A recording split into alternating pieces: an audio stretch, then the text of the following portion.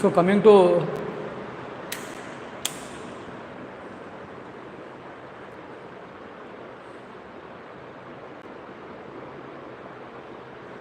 I think we have discussed Article 19.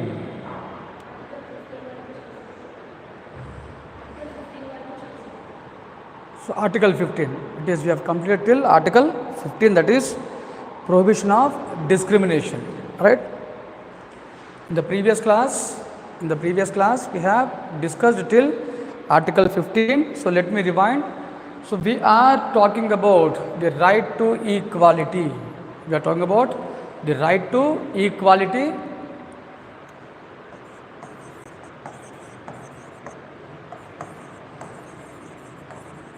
Right to equality, which are mentioned from Articles 14 to Article 18 of the Constitution, right?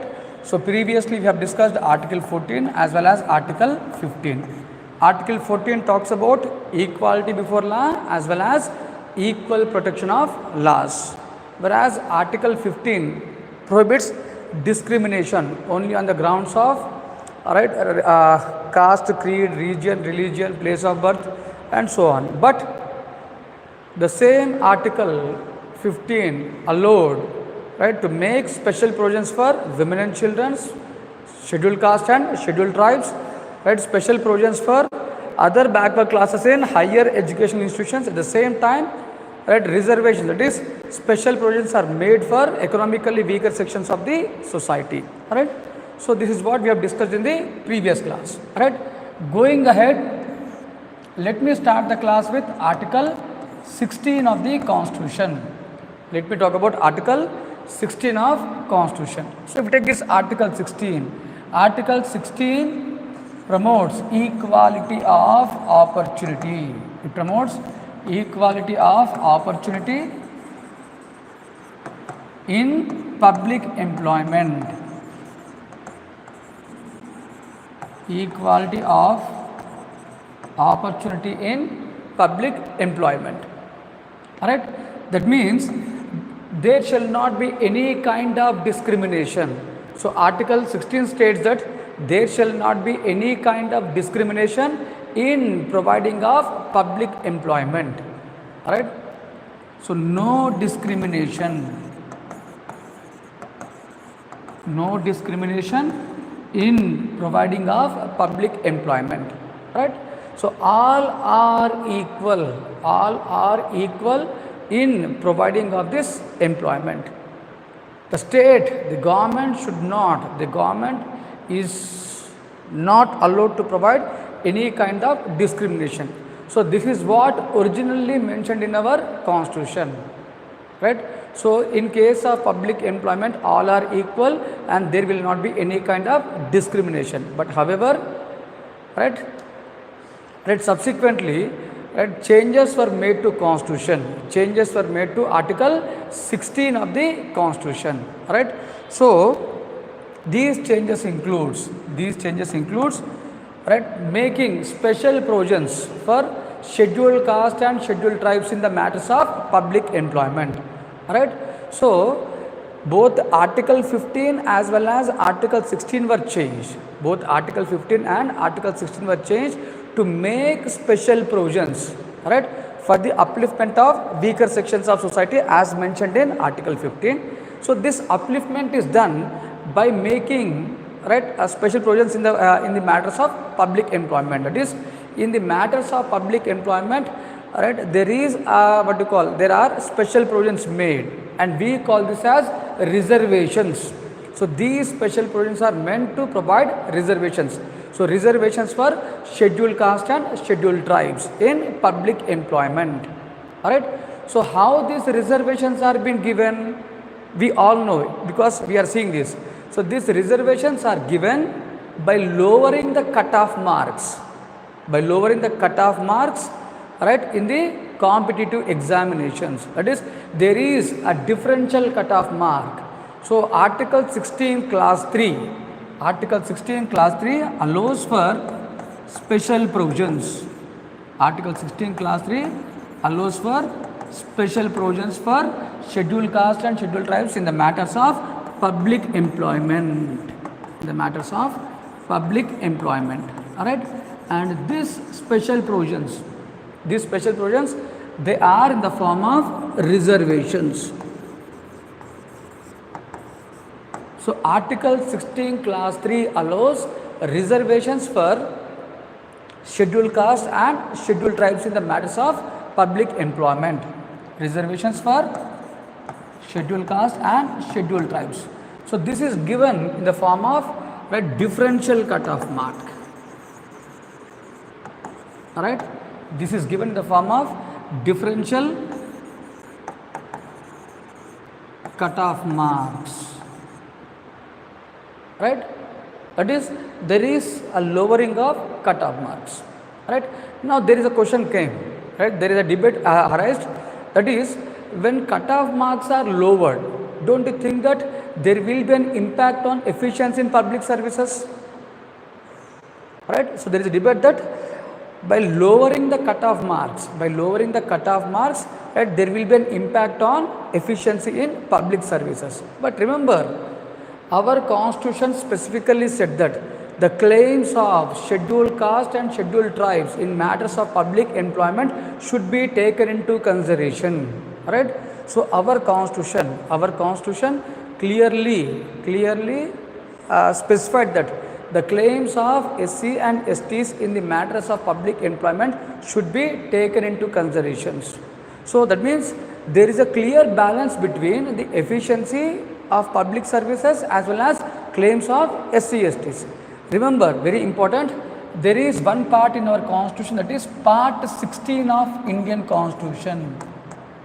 Alright, part 16 of Indian Constitution.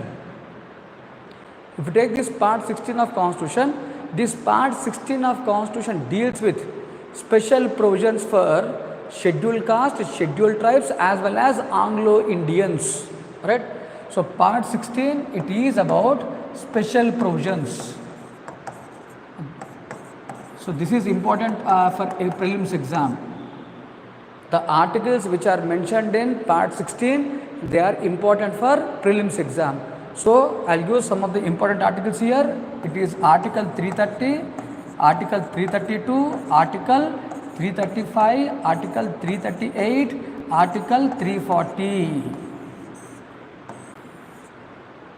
These are the important articles for prelims exam. So all these articles are mentioned in part 16 of Indian Constitution, because it is these provisions which provides reservations for scheduled caste and scheduled tribes in Parliament. Article 330 it is in Parliament, Article 332 it is in State Legislature, and Article 335 is about reservations in public employment. Simply you can call them as reservations in Lok Sabha, reservations in Legislative Assembly, and reservations in what you call public employment. And 338 it is National Commission for Scheduled Caste and National Commission for Scheduled Tribes. And the next one is, it is National Commission for OBCs. So these are the special provisions. Right? So definitely you should remember these articles 330, 332, 335, 338 with respect to scheduled caste and scheduled tribes.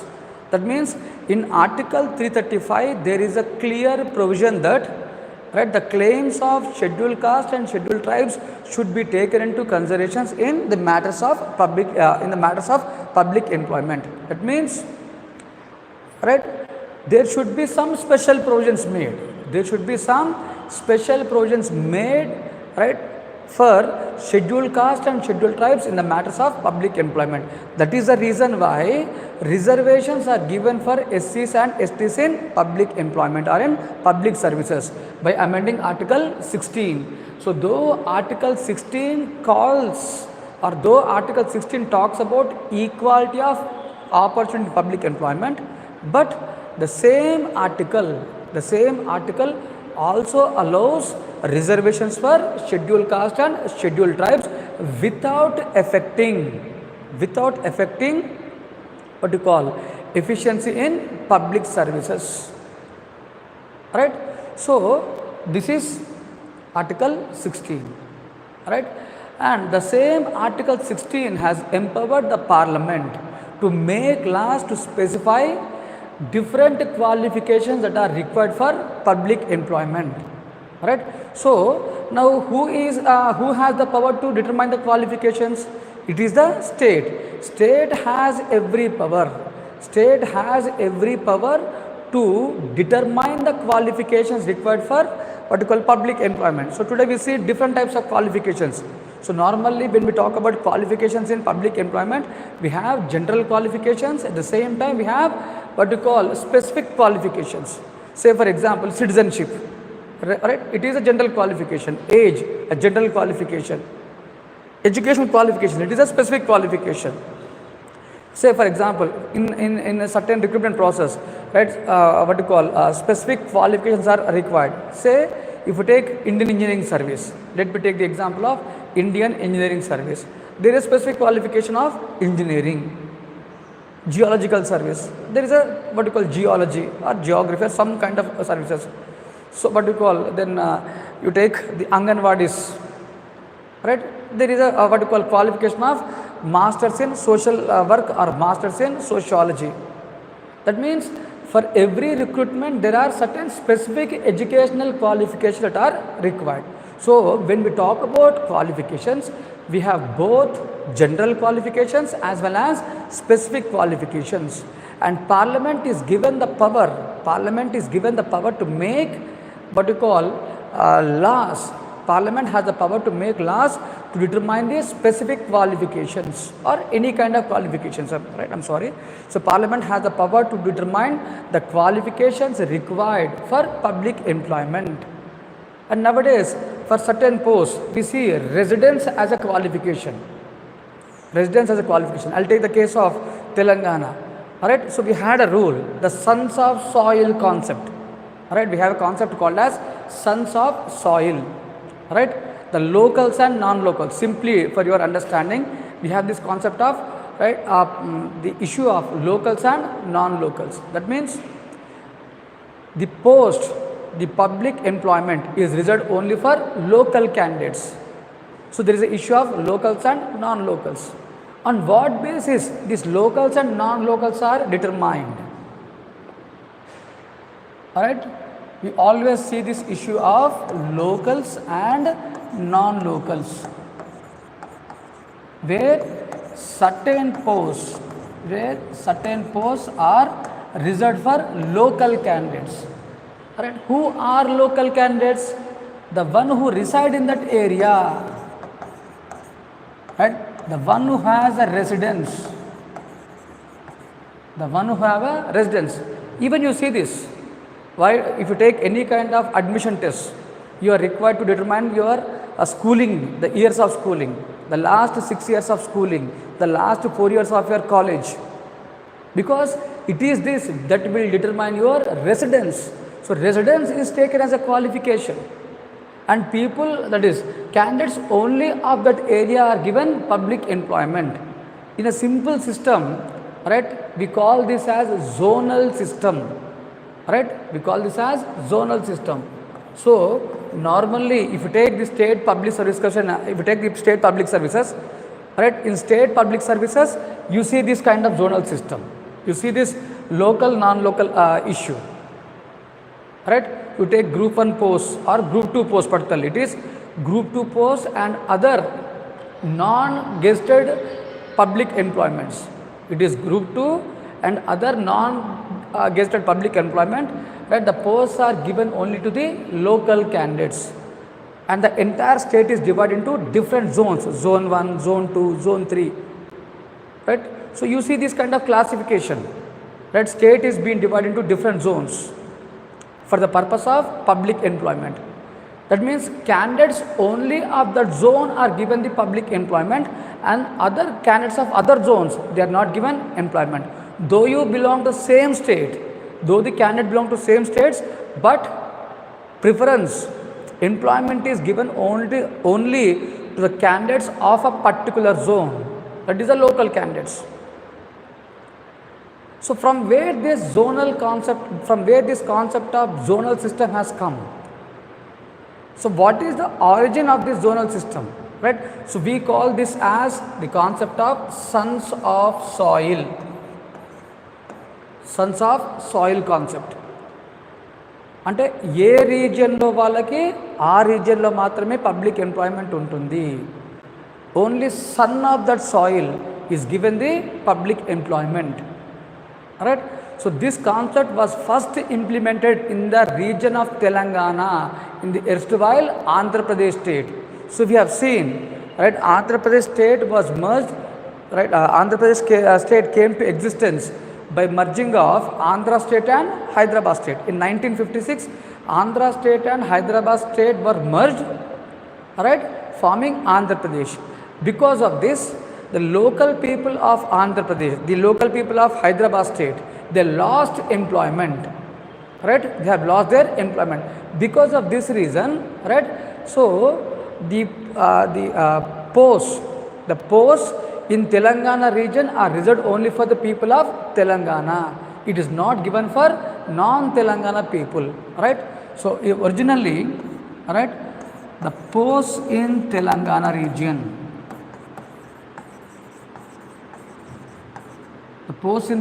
region, right, they are reserved for only the people of Telangana,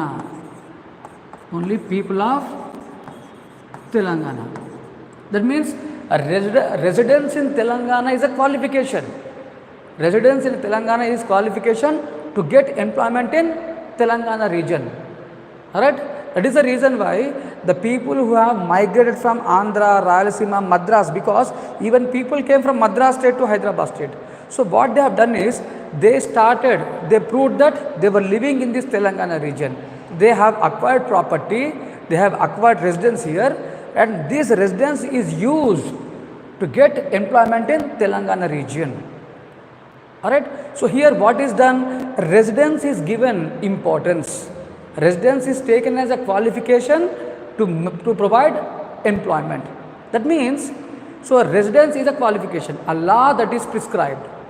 So Parliament has passed a law. Remember, Parliament has passed a law in 1957, which is called as, right, Public Employment Act. Public Employment Act, requirement of residence. Public Employment Act, requirement of residence Act. So this was the act passed by Parliament of India.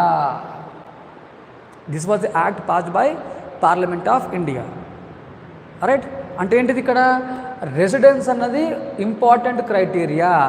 Residence అనేది prove చేసుకుంటేనే public employment ఉంటుంది.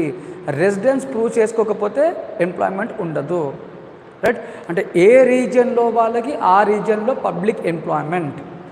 తెలంగాణలో employment కావాలి అంటే మీరు తెలంగాణ వాళ్ళు అయి ఉండాలి. అది this is the act. So this act was first implemented in Telangana region. So we have Andhra, Rayalaseema and Telangana. But this act was implemented only for Telangana but not for other two regions. The first state to implement this law is Andhra Pradesh. And after Andhra Pradesh, it was implemented in Punjab. Right? It was implemented in Punjab where, right, reservations are given. Residence as a qualification was implemented in Himachal region of Punjab. Gurtupetukondi, Himachal Pradesh was a part of Punjab state. Before getting separated from Punjab, it was a part of Punjab. So this Public Employment Act was implemented in Telangana as well as in Punjab. It was implemented in Andhra Pradesh as well as in Punjab. In Andhra Pradesh, it was implemented in Telangana region, whereas in Punjab, it is implemented in Himachal region. అంటే మొత్తం state మొత్తం దీన్ని implement చేయలేదు. This is not implemented for the entire state. It is implemented only to a particular reason of that state. Andhra Pradesh తీసుకుంటే తెలంగాణలో implement అయింది, పంజాబ్ తీసుకుంటే మీకు హిమాచల్ రీజన్లో ఇంప్లిమెంట్ అయింది. సో మీరు యాక్చువల్ ది ఎర్స్ట్వైల్ పంజాబ్ అంటే పంజాబ్ డివిజన్కు ముందు అందులో మనకు పంజాబ్ ఉంది, హర్యానా ఉంది, హిమాచల్ రీజన్ ఉంది. అంటే 3 స్టేట్స్ కలిసింది అది, right. And this was divided. First Haryana was separated, then Himachal Pradesh was separated, right. So గుర్తుపెట్టుకోండి, right, parliament has pass this law. So article 16 has empowered the parliament to make laws to provide qualifications. So by using this power of Article 16, the Parliament of India has passed, the Parliament of India has enacted this Public Employment Act, right, requiring residence as a qualification, okay. All right, so requirement of residence as a qualification was made, right.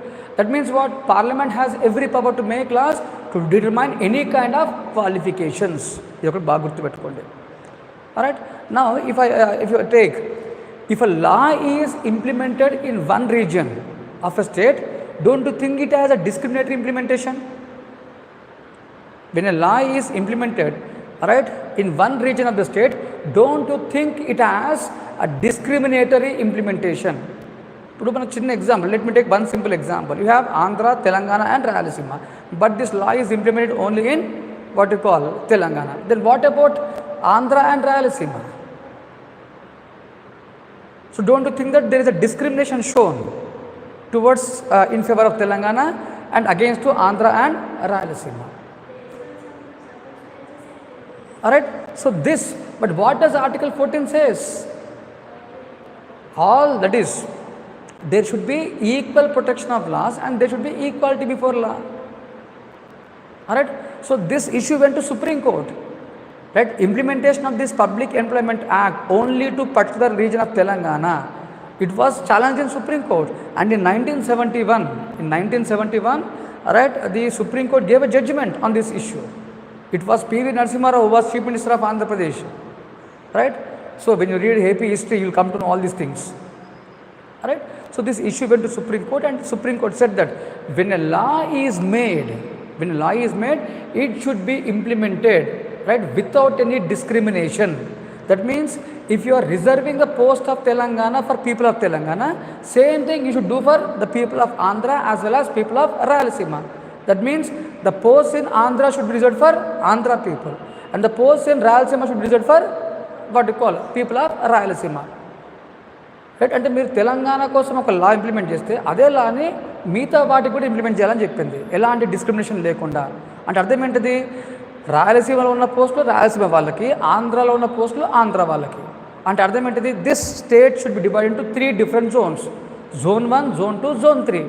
So Andhra Pradesh is the first state in India to start this zonal system.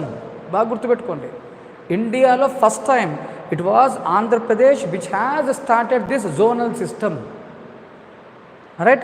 The purpose of this zonal system is to reserve the post only for the local candidates.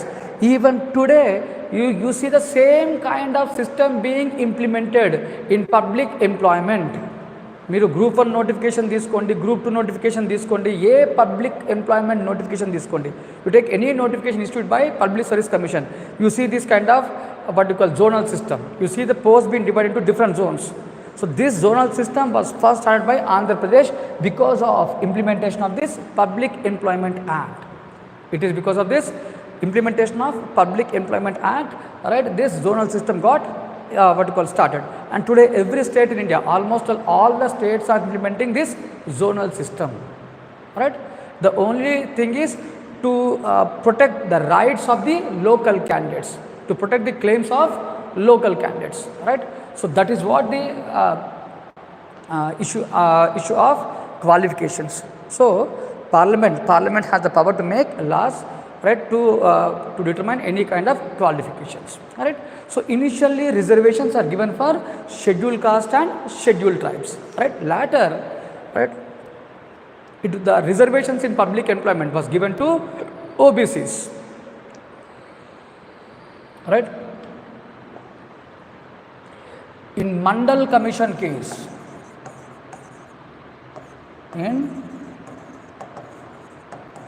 in Mandal Commission case, that is in Indira Sahane versus Union of India case. In Indira Shahane versus Union of India case, the Supreme Court Supreme Court of India has justified providing 27% of reservations for OBCs in public employment, right? So 27% of posts, right, are reserved for OBCs. But remember, here there was a condition imposed by Supreme Court. It is not all the OBCs. Remember, it is not all the OBCs. All those other backward classes who are in what you call non-creamy layer, right? So reservation is given.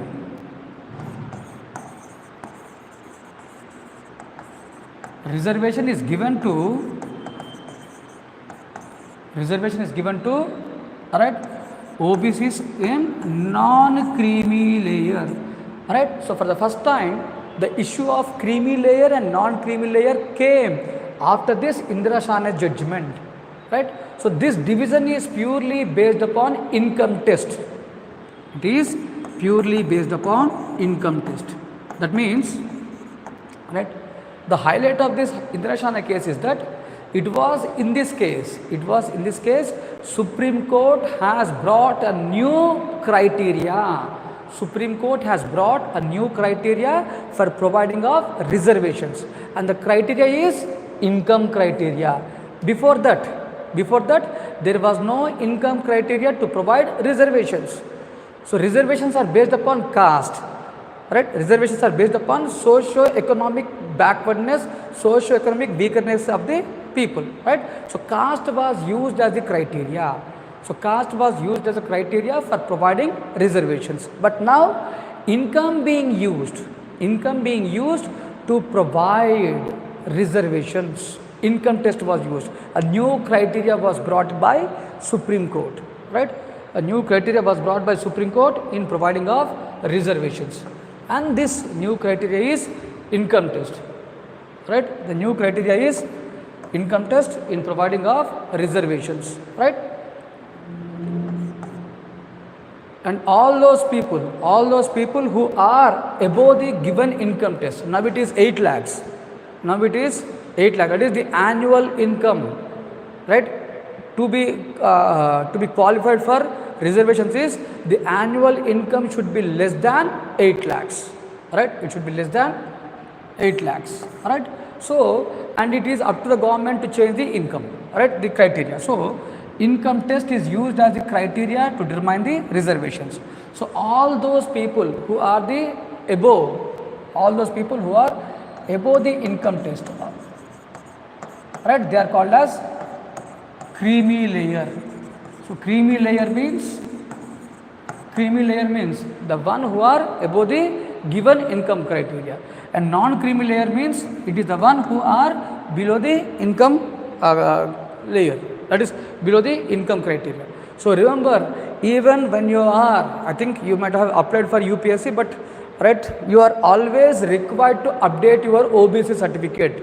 It is very, very important, because I have very bitter experience with UPSC, right? Because for 3 times my OBC certificate was rejected by UPSC. I was forced to resubmit my OBC certificate. For 3 times my OBC was rejected, right? My claims of OBC were rejected by UPSC, right? Because you are required to submit OBC in the given format. So there is a specific format given by UPSC, and all the OBC candidates, you are required to submit the OBC certificate in the format as given by UPSC, right? And the one who want to write exam in next year, so be careful of this OBC certificate, right? So according to this Indira Shahane case, 21% of reservations are given to, right, OBCs, right, who belong to non-creamy layer, and this non-creamy layer is determined based upon income test, right? It is based upon income test. And another important class or another important directive that is given by Supreme Court is the total amount of reservations. The total amount of reservations should not be more than 50%. The total amount of reservations should not be more than 50%. So it is combinedly all the reservations, whether it is for scheduled castes or scheduled tribes or OBCs or whatever the issue may be. Alright, it should not be more than 50%. But however, right, in most of the states today, the total amount of reservations are more than 50%, right? It is 53, 55. You take the case of Tamil Nadu, in case of Tamil Nadu, the total reservations are more than 60%, right? Now, when there is a directive that the total amount of reservation should not be more than 50%, why states are going beyond, and on what basis the reservations are given beyond 50%? Can you give the reason? Supreme Court ఏం చెప్తుంది? 50% కన్నా ఎక్కువ ఉండడానికి వీలేదని చెప్పింది. కానీ మీరు ఏ స్టేట్లో తీసుకోండి, ఇప్పుడు తెలంగాణ తీసుకోండి, ఆంధ్ర తీసుకోండి. Today we're seeing in the last elections there was a point raise of providing reservations for Muslims and other people, Kapu reservation అని. ఇవన్నీ అంటే they talked about different reservations. Not only in Andhra, you take in every state this is a issue going on. And the amount of reservation is going beyond 50%. How it can be justified? How these reservations beyond 50% can be justified? Justify chesukovacha? Right? In Mandal Commission case, Supreme Court said that it should not be beyond 50%. Right? So the constitutional bench while delivering judgment on EWS, right? Constitutional bench while delivering judgment on EWS, it clearly specified that providing of reservations beyond 50%, right, does not violate basic structure of Constitution. As there is no violation to basic structure of Constitution, there is nothing wrong in providing reservations. There is nothing wrong in providing reservations beyond 50%. So this was a judgment given by Supreme Court. This was the judgment given by Supreme Court on EWS, because when Government of India has provided reservations for EWS, the Court of Reservations went beyond 50%, and this was challenged in Supreme Court. So a constitutional bench was constituted to deal with this issue, and this constitutional bench of Supreme Court clearly said that though the reservations is beyond 50%, but still there is no violation for basic structure, right? So as there is no violation for basic structure, this reservations beyond 50% is justified, right? At 50% దాటినా కూడా అది justifiable అని చెప్పింది. ఎందుకు justifiable? Basic structure అనడానికి ఎలాంటి effect లేదు కాబట్టి. As there is no effect to the basic structure, right, this reservations are upheld. So reservations beyond 50% is upheld by supreme court. See here, if you take this Supreme Court, in the previous class I was saying that Supreme Court has given a list of features, right? Almost all, today we have 17 features, and these 17 features are regarded as basic structure, right? So welfare state is one of the basic feature of Indian Constitution. You cannot violate this, right? So promoting socio-economic order, if you take Article 38 of the Constitution, which clearly states that the duty of the state is to establish welfare state. It is a duty of the state to promote socio-economic order. Alright, so there is nothing wrong, right, in providing reservations, because it is these reservations which are aimed at promoting what? Welfare state. The purpose of reservations is to remove inequalities. The purpose of reservations is to remove the socio-economic discriminations in India, so that there can be a welfare state. Alright, so this is what said by Supreme Court. Alright, so providing of reservations beyond 50% is not violation of basic structure. In which case Supreme Court gave this concept of basic structure? It was in Keshavananda Bharati versus, it is in Keshavananda Bharati versus State of Kerala case. It was in Keshavananda Bharati versus State of Kerala case, where Supreme Court has brought out this concept of basic structure, and year on year, you see the list of basic structures being increased. So there is an enlargement. There is an enlargement of the list of basic structure. Right? So this is what the importance of Indira Shane case. Right?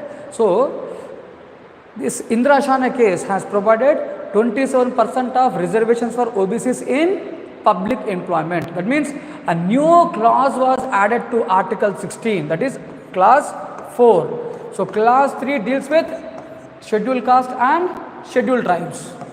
It is SC, STs, OBCs, right? And now the fifth one, that is providing of reservations for EWS, which was added by 103rd Amendment Act, which was added by 103rd Amendment Act. All right.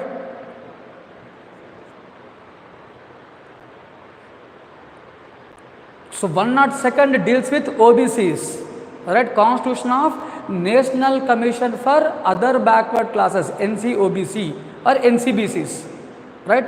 So providing a constitutional status. So 102, 103, right? 102nd Amendment Act, it is NCBC, all right? 103rd Amendment Act, it is about EWS. So 102nd is for OBC and 103rd is for EWS. So if you take this in 2022, I think it was in 2022, a question came in mains on 102nd Amendment Act.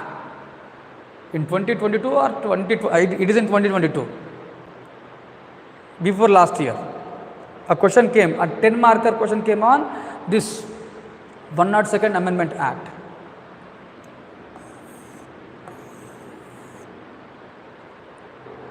Alright.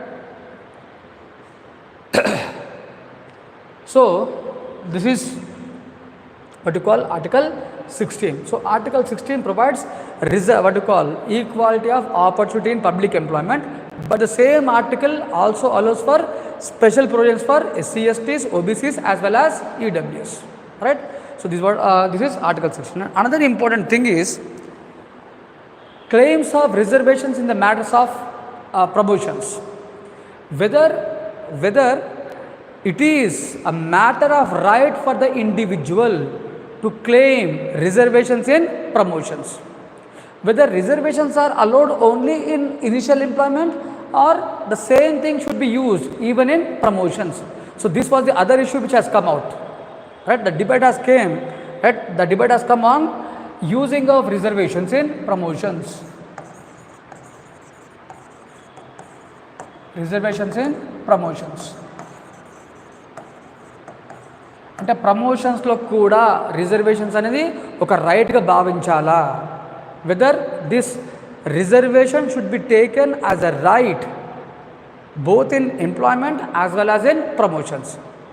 Right? Be very specific. Reservation is a right in employment, right? But not in promotions. And remember, claims of reservations, right? Claims of reservations should not be taken as a fundamental right. Right? The government has every discrimination in providing of reservations. Supreme Court in Nagarajan versus Union of India case.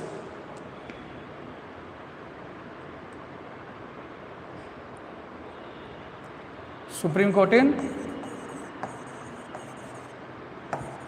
Nagarajan versus Union of India case. Very important case because it is in this case Supreme Court clearly said that claims of reservations should not be seen as a right. It is not a fundamental right. Reservations cannot be treated as a fundamental right. Right? That means what? The state has every discrimination. The state has every discretion. State has every discretion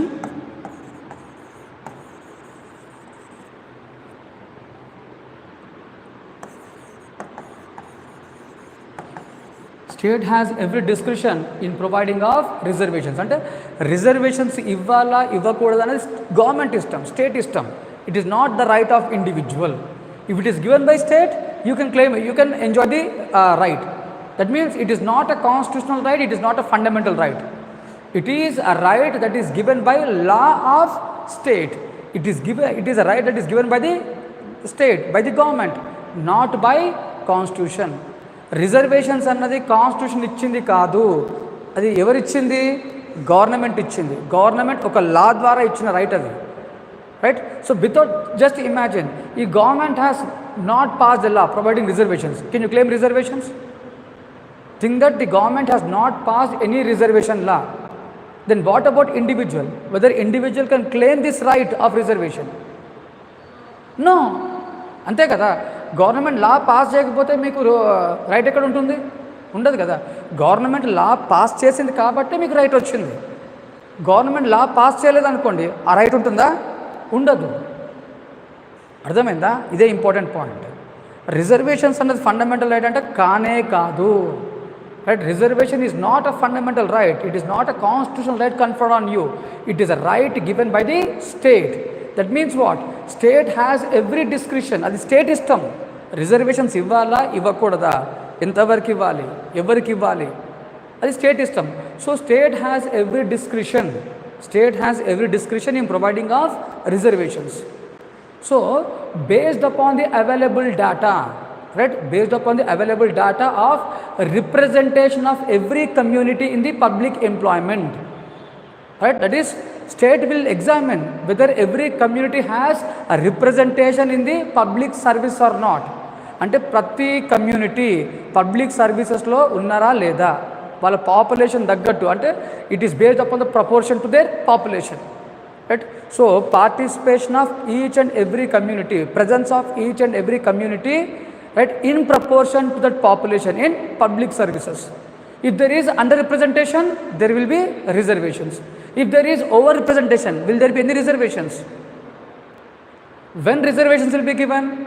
Reservations are allowed only when there is underrepresentation. అంటే ఆ కమ్యూనిటీకి సంబంధించిన, అంటే ఆ కమ్యూనిటీకి సంబంధించిన వరకు adequate representation లేదనుకోండి, అంటే ఆ కమ్యూనిటీ సరిగా రిప్రజెంట్ కానప్పుడు, వాళ్ళ పాపులేషన్ తగ్గట్టు అక్కడ రిప్రజెంటేషన్ లేనప్పుడు మాత్రమే రిజర్వేషన్ ఉంటుంది. రైట్? సే ఫర్ ఎగ్జాంపుల్, చిన్న ఎగ్జాంపుల్ చెప్తాను మీకు. I will give simple example. Think that a community A, the total proportion of this community in total population is 13%. Right? Think that, right, the total population of this community A is 13%.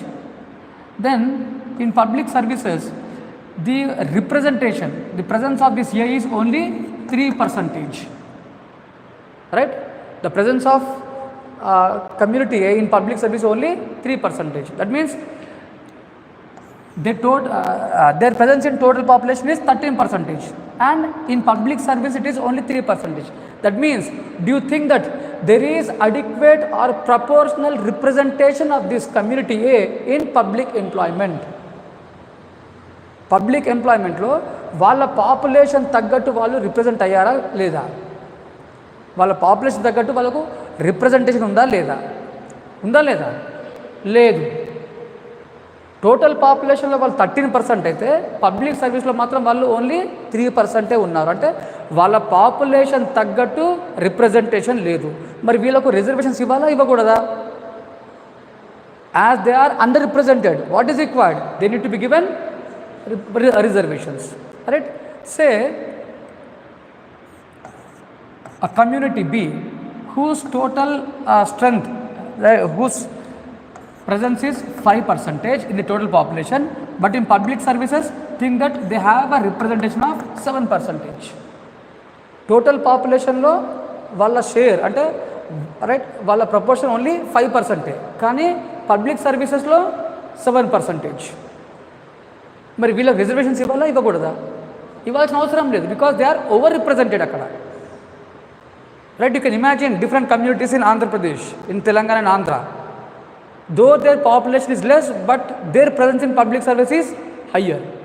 And there are categories whose population is more, but still their presence in public service is less. So it is up to the government. It is up to the government to provide reservations. Based upon what? Based upon the available data. right? So based upon available data, state has every discretion. State has every discretion in providing of reservations. So whether to provide reservations or not, it is a matter of discretion. It is a government that will decide based upon available data. And these reservations cannot be claimed as a right. It is not a fundamental right, it is not a constitutional guarantee, right? It is a right that is conferred by the law of state, either by parliament or by state legislature. Today we talk about Muslim reservations both in Andhra and Telangana. It is up to the state government. If state government allows, then they can enjoy reservations, right? So this is what about Article 16. So remember this case of Nagarajan versus Union of India case, right? It is in Nagarajan versus Union of India case, Supreme Court clearly said that reservations cannot be claimed as a right. It cannot be claimed as a right. It is up to the state to provide reservations based upon the available data, available statistics. Right? So am I clear about Article 16? Right? Take the question on this point.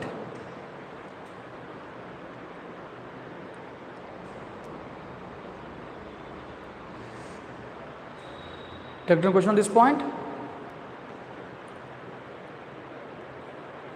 The concept of reservations in India, the concept of reservations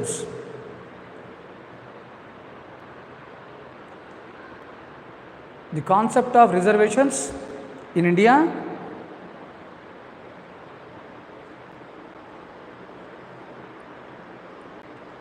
has brought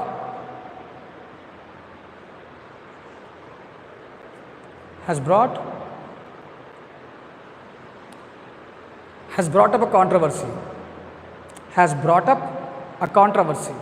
The concept of reservations in India has brought up a controversy. How Supreme Court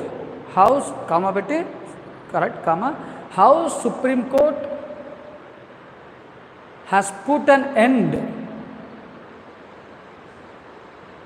How Supreme Court has put an end to this controversy. How Supreme Court has put an end to this controversy, and also debate on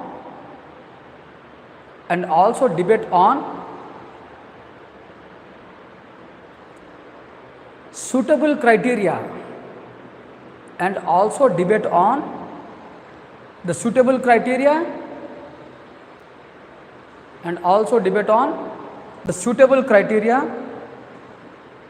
for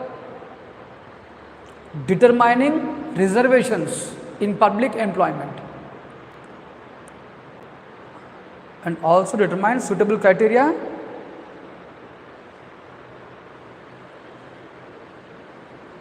for public employment.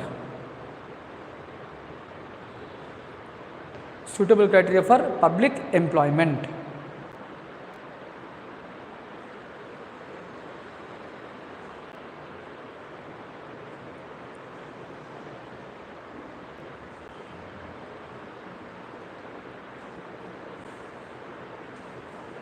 Alright, so this is the question. Next, moving on to Article 17 of Indian Constitution. Article 17 of Indian Constitution. Right? So if you take this Article 17 of Indian Constitution, so Article 17 deals with abolition of untouchability. Abolition of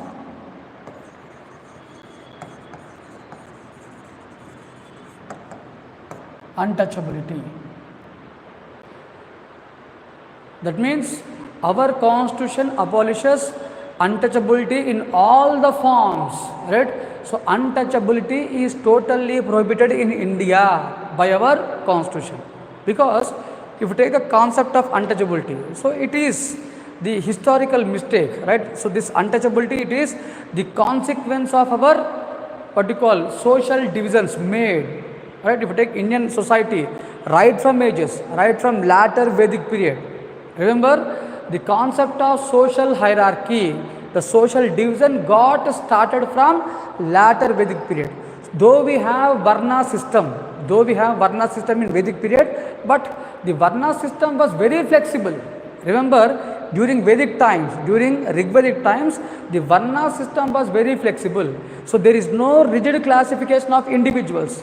The individuals can move from one Varna to the other Varna. Varna system got started in Vedic period, but it is not rigid. The rigidity got started only from later Vedic period, right? Where we see the emergence of fourth Varna called as Shudras. The concept of Shudra got started from later Vedic period. That is at the end of Rigvedic period, right? And it is in later Vedic period we see a clear, rigid social discrimination or the social hierarchy. And this rigid social hierarchy led to what we call discrimination of people based upon the hierarchy. That is what untouchability. Certain people were not allowed. There were restrictions imposed on the individuals based upon their caste, based upon their social status. Alright. So when casteism started in India, casteism, the concept of caste got started in later Vedic period. Appanche started in manaki. Alright. Because of this caste, restrictions are imposed on the individuals based upon their caste, purely based upon their caste. So this untouchability is not new phenomena, it is there for last 2000 years. It is there in India for last 2000 years. And in this modern society, right, there is no place for such discrimination. In modern societies, there is no place for any form of untouchability. If you take the goals of Indian Constitution, Indian Constitution clearly specifies the goal of equality, social equality, economic equality, the goal of justice, the social justice and economic justice. So there is no place for untouchability, there is no place for discrimination, right? So it is, right, in the backdrop of that, Article 17 abolishes untouchability in all the forms. Remember, though the word untouchability is mentioned in the Constitution, but there is no clear definition of the word untouchability, right? So our Constitution has not defined this. Our Constitution has not defined this word untouchability. It is mentioned but not defined. So it was Supreme Court in Chitralekha versus State of Mysore case.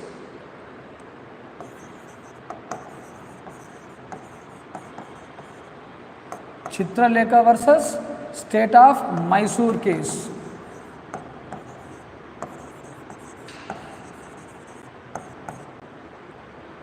Right? It is in Chitralekha versus State of Mysore case. Supreme Court first time gave a definition of what you call untouchability. So according in this case, Supreme Court said that untouchability means a social disability imposed on the individual. Right? Untouchability means it is a social disability.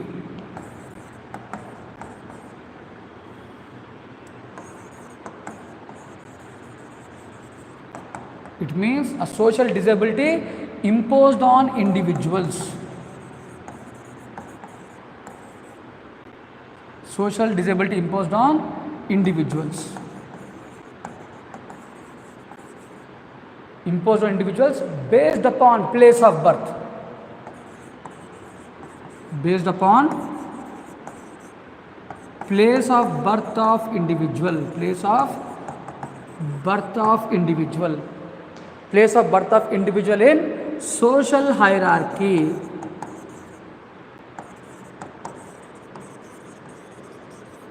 Right? So this is how we can define untouchability. So it is a disability. It is a disability imposed on whom? It is disability imposed on the individuals. Right? Based upon what? Based upon place of birth in social hierarchy. That means the caste group in which the individual has born. Right? So disability imposed on the individuals. Disability imposed on individuals because of right, birth of a person in a particular caste group, right? So caste is taken as a condition for imposing disability. నువ్వు ఎక్కడ పుట్టినావు, ఏ కాస్ట్లో పుట్టినావు అంటే పుట్టుక, right, అంటే right, it is a birth of individual in the caste group. So caste is used to impose disability, and we have seen this in Indian society. Even today you see this kind of disability being used, right, in certain parts of rural India. మీరు ఏ ఊర్లకైనా వెళ్ళండి, you see these kind of things. Alright, so caste is used as a criteria for providing what you call shelter, even in temples. When I went to Srishailam, I have seen this. Cost base మీద ఉంటుంది. రెడ్డి వాళ్ళకు ఒకటి, కమ్మోళ్ళకు ఒకటి, కాపోళ్ళకు ఒకటి, రకరకాల కాస్ట్లకు రకరకాల చౌల్ట్రీస్ ఉంటాయి. Right, so I have seen this in Andhra region particularly when I went to రావులపాలెంకి వెళ్ళినప్పుడు చూసిన నేను. అంటే even in 2022 right, there was an incident of this. A woman was not allowed to board an auto because she belonged to a caste group. But auto ఎక్కించుకోలేదు. నేను shock అయినా, okay ఇట్లా కూడా ఉంటుందా అని. Right, that means it is right. We see this kind of practice in different parts of India. But coming to constitution, our constitution abolishes this untouchability in all the forms. So untouchability means it is a disability imposed on individuals based upon place of birth in the social hierarchy. Right, so based upon this article, by following the provisions of Article 17, Untouchability Abolition Act, Abolition of Untouchability Act was passed in 1955. Right, it was abolition of Untouchability Act 1955. Right, this is the first law made by Parliament of India, right, to abolish untouchability. Right, and here specific grounds are mentioned, right, by the law. So these grounds are preventing a person, prohibiting a person,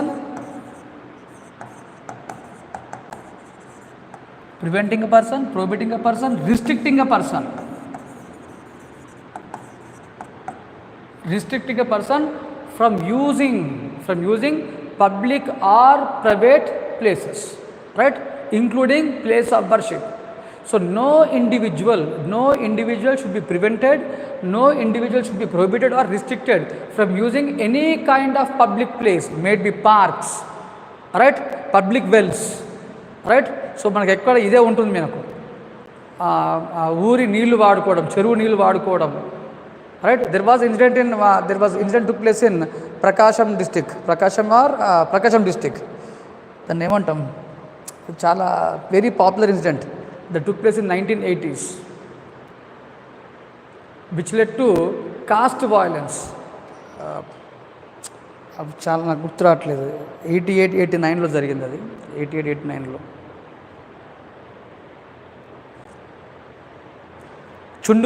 Chandur incident అది, where people were been killed. Alright, so no person should be prevented or prohibited or restricted from using any public place or public property, right, and including place of worship. That is, there shall not be any kind of discrimination shown to enter into temples. If you take Indian society, right, restrictions are placed on individuals, right, from their entry into temples. That is, certain caste groups are not allowed to enter into temples. Restrictions are imposed on what we call certain caste groups from entering into temples. Untouchables are never allowed to enter into temples in India. Right, so it was in the modern times, everyone was given this access. But if you take before independence, right, So before 19th century, we see this kind of restrictions being placed.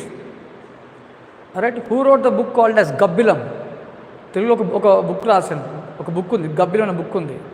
గబ్బిలం చాలా popular book అది. అది రాసింది ఎవరు?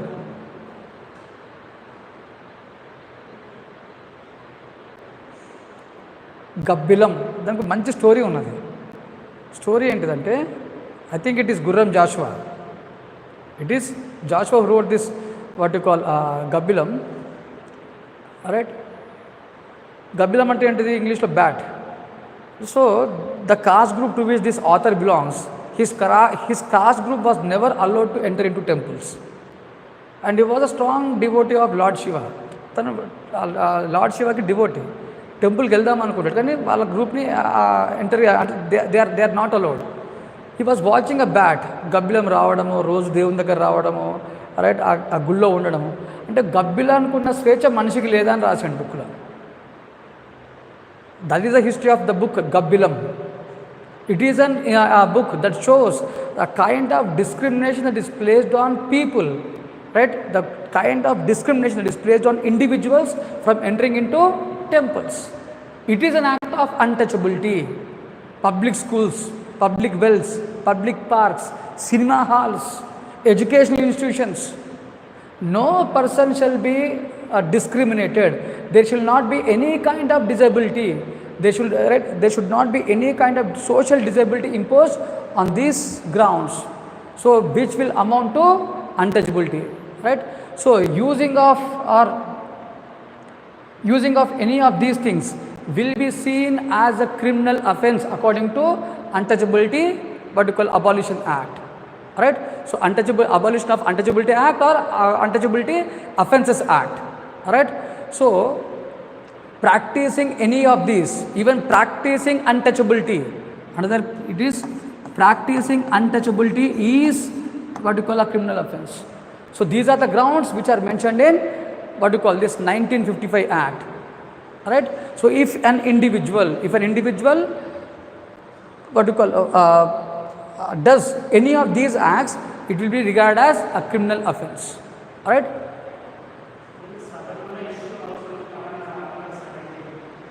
Alright, so if you take this Sabarimala issue, it is not about untouchability. It is not based upon the social hierarchy. It is based upon, it is a gender discrimination. Alright, so I will discuss this because I will discuss this Sabarimala issue in detail. Alright, don't worry about it. So when we go to Article 25, which gives every individual the freedom to follow religion. Alright, freedom to follow religion and freedom to follow the principles of religion. Alright.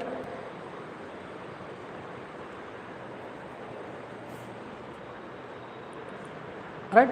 So this is what the 1955 Abolition of Untouchability Act says. And this act, the provisions of this act was broadened in 1976. In 1976, changes were made to this act. Alright. So amendments were made to this act where different other grounds were added, broadening this definition. ఇక్కడ మీకు 3-4 ఉన్నాయి కదా, 1976లో ఇంకొన్ని grounds add చేసింది. Right, so other new grounds were added in 1976. Right, and these new grounds are supporting untouchability. Right, then one is preaching untouchability, justifying untouchability, and supporting untouchability. Any form of support, any form of justification, any form of preaching will be treated as a criminal offense. So not only preventing, prohibiting, restricting or preaching, that is practicing, but preaching, justifying and supporting also comes under the definition of untouchability. So no person should be subjected to untouchability in any form. Right, there shall not be any kind of justification or supporting of untouchability. Right, so they are totally prohibited under Article 17. they are totally prohibited under Indian Constitution. So that is what Article 17 is. So Article 17 prohibits untouchability in all the forms. There is a complete abolition of untouchability. So any practice, any form of untouchability is a criminal offence. It is a non-bailable criminal offence. So today we have protection of this Untouchability Offences Act of 1955, which was amended in 1976, and it was renamed as, in 1976 it is renamed as Protection of Civil Rights. Protection of Civil Rights Act 1976. So don't get confused. So whether it is Protection of Civil Rights Act or Untouchability Offences Amendment Act, rendu okate, both are same, right? So it was amended in 1976 and renamed as Protection of Civil Rights Act, right? So remember, when you write answers in UPSC,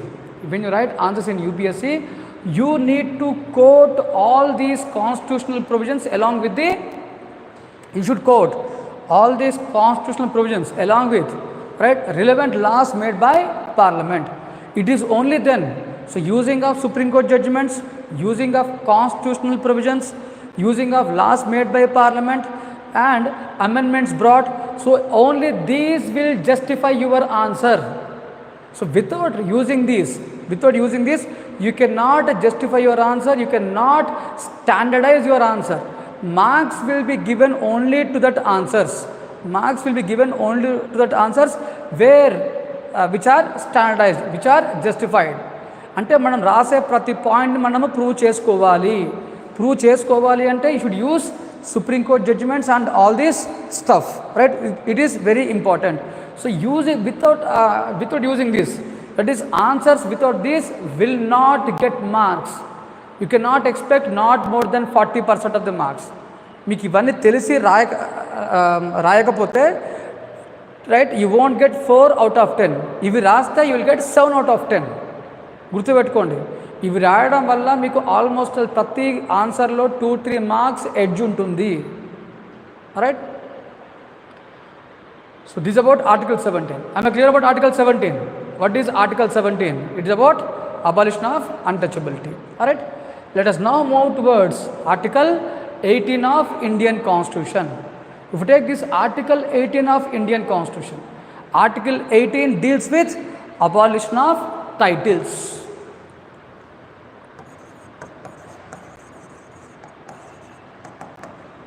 Abolition of titles. So Article 18 deals with abolition of titles. So if you take this abolition, why this title should be abolished? Why the title should be abolished? Titles enduku abolish cheyali? What is wrong with using of titles? What is wrong with the using of titles? So if you take these titles always bring with them a special treatment, right? Titles always bring with them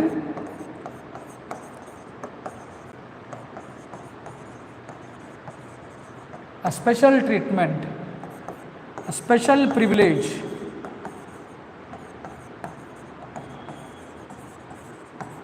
a special treatment or a special privilege, right?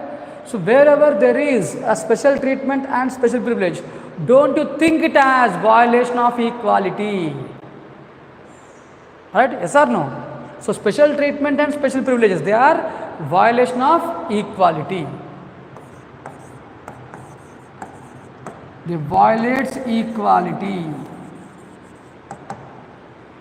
They violate equality. Violation of equality. So as it violates equality, these titles need to be removed, right? The reason for abolishing titles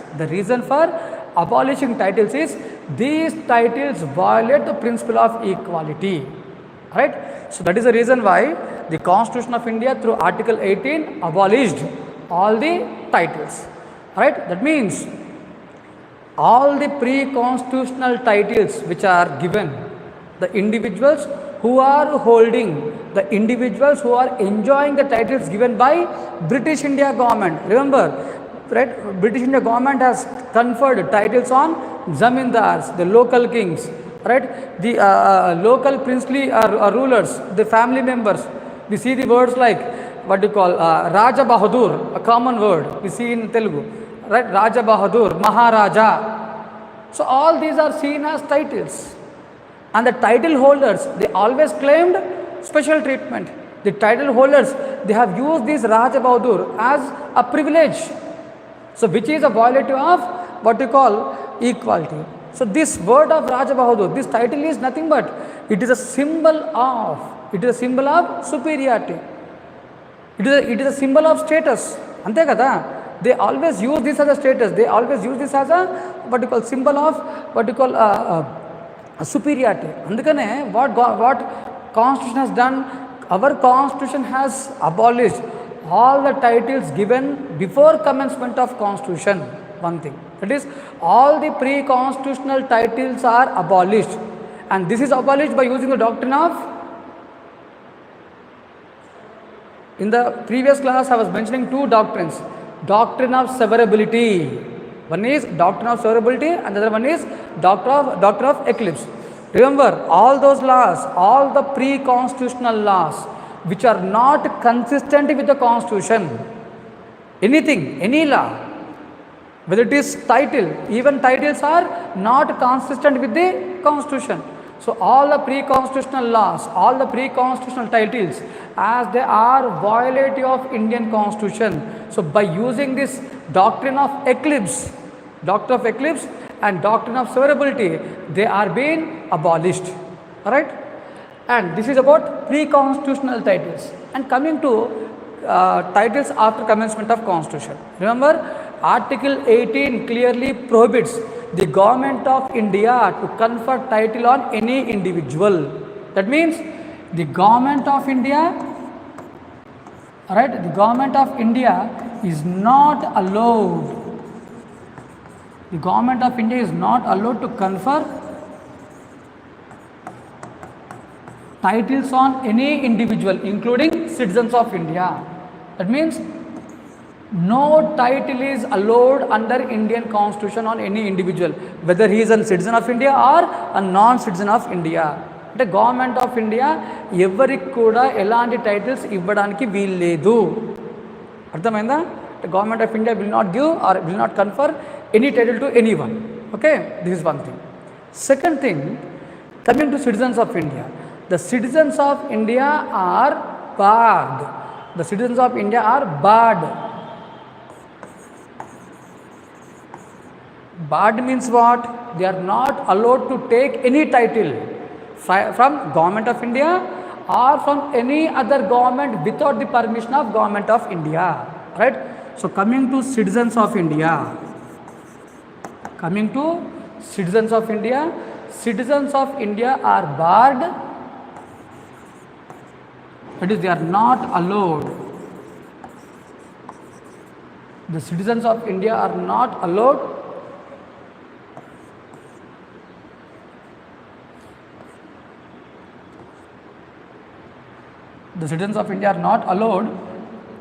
to take any title.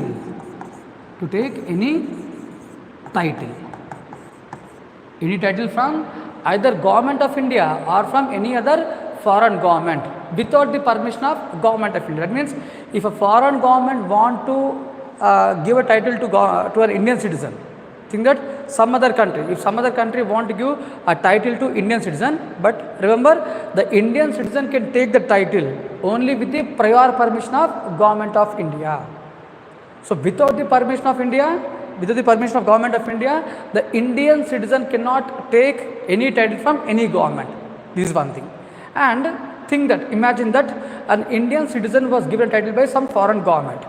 Then the Indian citizen can use the privilege of the title in India. Imagine a case where an Indian citizen got title from some French government. Whether the concerned citizen of India can use the title in India, can use that privilege in India? Yes or no? No. If you want to use, it is only within the France, but not in India. Though you are allowed to take title, but this title has no merit, this title has no importance in India, right? This title doesn't confer any privilege or any special treatment in India. నువ్వు title ఉండొచ్చు నీకు, కానీ title ఎక్కడ వరకు ఎంతవరకు ఉంటుంది? ఎవరైతే ఇచ్చిందో వాళ్ళ దగ్గరనే నీకు ఆ టైటిల్ పనికొస్తుంది తప్పించి ఇండియాలో ఆ టైటిల్కి ఎలాంటి వాల్యూ ఉండదు. Right, we see different types of right what you call honours. Honors are given to Indian citizens, right?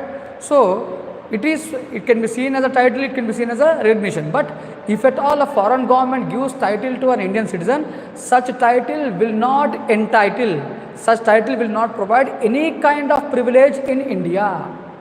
The title holders will not enjoy any privilege in India. They are equal. నాకు France government కిరీటం పెట్టింది, నేను గొప్ప అంటే ఇక్కడ కుదరదు. France government కిరీటం పెడితే నువ్వు ఫ్రాన్స్లో గొప్ప కావచ్చు, కానీ ఇండియాలో గొప్ప కాదు. అందరితో పాటు నువ్వు కూడా సమానమే. That is what article 18 says, right? So without the permission of government of India, right, the individual citizen cannot, the citizen of India cannot claim a title from other government. This is one point. And coming to foreigners who already holds a title, think about a situation or a case where a foreigner who already holds a title but works in India, the one who is working for India and the one who is working in India, working for India and working in India. So whether that foreigner can enjoy the title in India?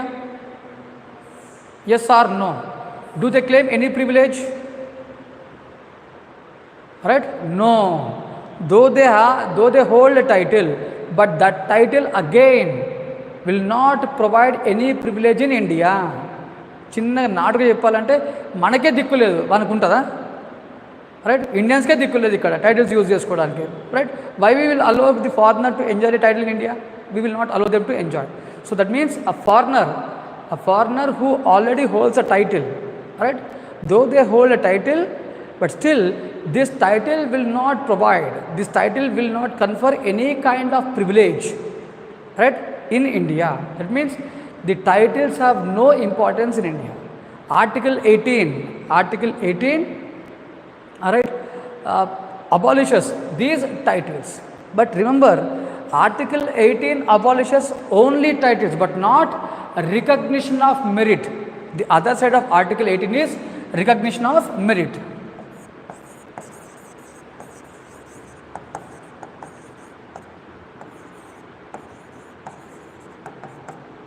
It is recognition of merit, right?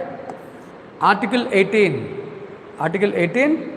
right, abolishes titles but not recognition of merit. That means merit recognition is allowed in India, right? Article 18 allows recognition of merit. So all the eligible individuals, all the citizens of India, for their extraordinary contribution to any field, right, they can be recognized for their contribution. And we see different forms of recognition. Bharat Ratna, what you call gallantry awards like the Paramveer Chakra, Ashok Chakra, Veer Chakra, Shaurya Chakra, right, Padma Vibhushan, right, Padma Shri. What are all these? All these are recognition of merit.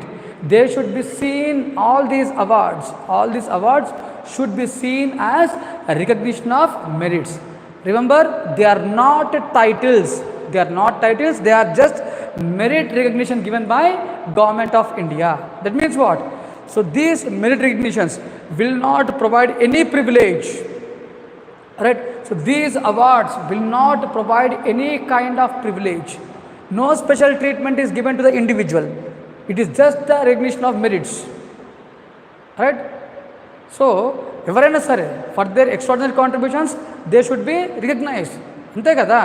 It is an encouragement given to the individual, it is an encouragement given to that field, right? So today we see that different people from different backgrounds, right, from what you call local arts, right? We have seen different forms of arts, different forms of cultures are being encouraged, right? So different kinds of what you call activities are being encouraged. Protection of environment, right? Protection of our Indian system of medicine. Everything is being encouraged. The reason for this encouragement is to protect our culture, to protect our medicine, to protect our traditions, right? So these awards should be seen only as merit recognitions but not as titles, and these merit recognitions should not be used as prefixes or suffixes, all right? So these merit recognitions, merit should not be used, merit should not be used as prefix or suffix. They should not be used as prefix or suffix. Alright. So this is what about Article 18. Supreme Court in 1996, that is in Raghavan versus Union of India case.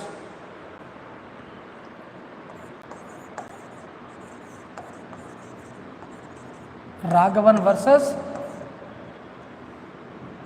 Union of India case. It was in this case of Raghavan versus Union of India case, Supreme Court clearly said that. So these recognitions should not be seen as, they should not be seen as what you call, they should not be used as prefixes or suffixes. Alright. So this is what said by Supreme Court. Alright. Am I clear about Article 18? Alright. So we have discussed Article 16, Article 17, Article 18. That means we have completed all the provisions dealing with right to equality. Right. Take down a question in this regard. Take down a question. Explain the concept of equality. Explain the concept of equality as envisaged in. Explain the concept of equality as envisaged in Indian Constitution.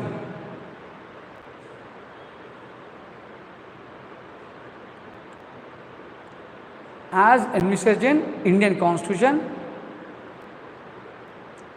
And what are different constitutional provisions?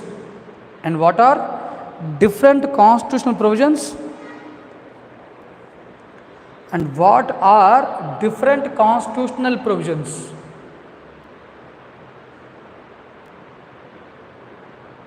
What are different constitutional provisions that aim at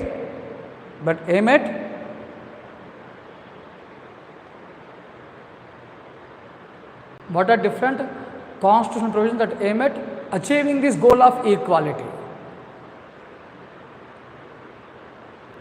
Different constitutional provisions aimed at achieving the goal of equality. Alright.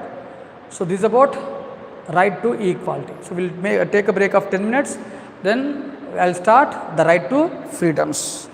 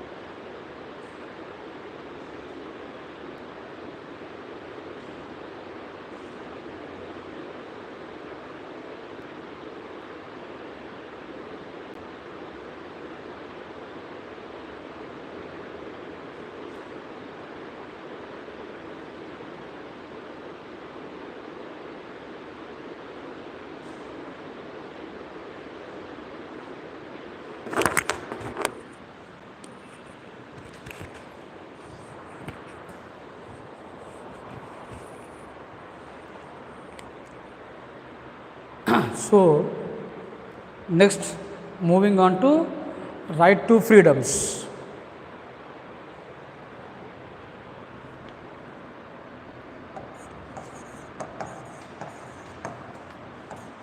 Right to freedoms which are mentioned from Articles 19 to Articles 22 of the Constitution, right? So this right to freedom is mentioned, it is mentioned from Articles 19 to Articles 22 of the Constitution, right?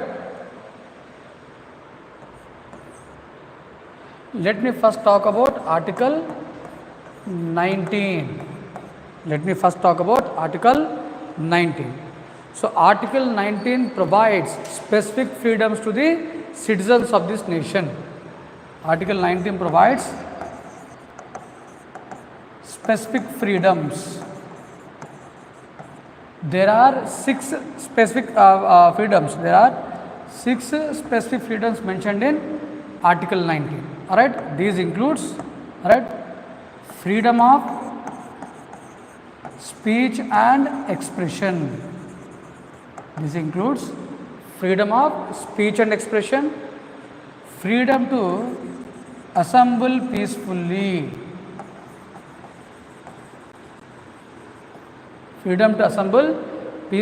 in any part of the nation, freedom to assemble peacefully, freedom to form associations,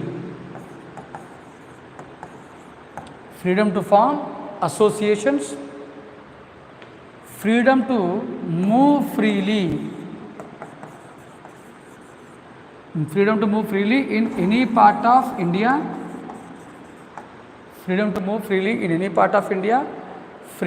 reside in any part of India, freedom of profession and business. Alright, freedom of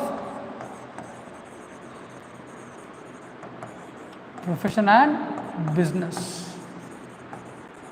Alright, so these are 6 specific freedoms. So you have 5 here and 1. So it is these 6 specific freedoms which are mentioned in Article 19. Along with these freedoms, even earlier, that is before 44th Amendment Act, right, there is another freedom called as freedom to acquire wealth and property. But this freedom to acquire wealth was removed from the list of this Article 19, right? So originally it was 7 freedoms which are given, but now it is only 6 freedoms, right? Freedom to acquire wealth is deleted from Article 19. It is deleted from Article 19, right? So this is, these are 6 specific freedoms which are mentioned, right? So let me explain all these things, but before going ahead, remember Article 19 not only provides freedoms, right? The same Article 19 provides the conditions. It also provides the conditions within which an individual can enjoy the freedoms, right? So all these freedoms are mentioned in Article 19 Clause 1, whereas Article 19 Clause 2, it deals with the conditions.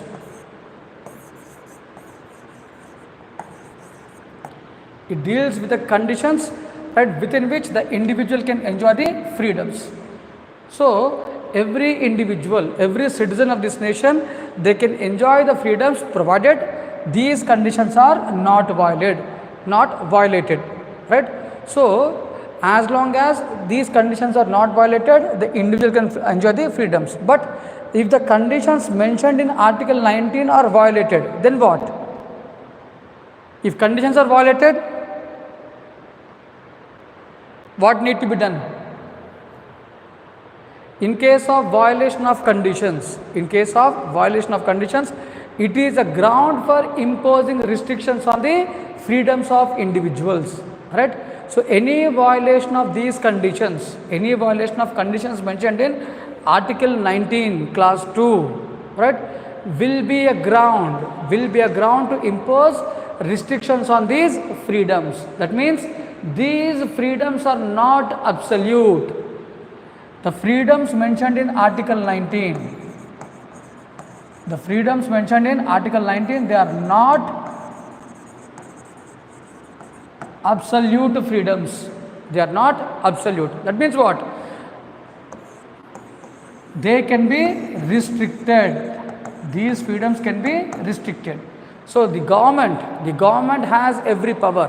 The state has every power to impose restrictions on the freedoms of individuals whenever these conditions are violated, right? So let us first look at these conditions, then we will talk about the freedoms, right? So the conditions which are mentioned in Article 19 are the sovereignty, unity, integrity of the nation. Sovereignty, unity, integrity, right? Public order, public morality, right? Contempt of court,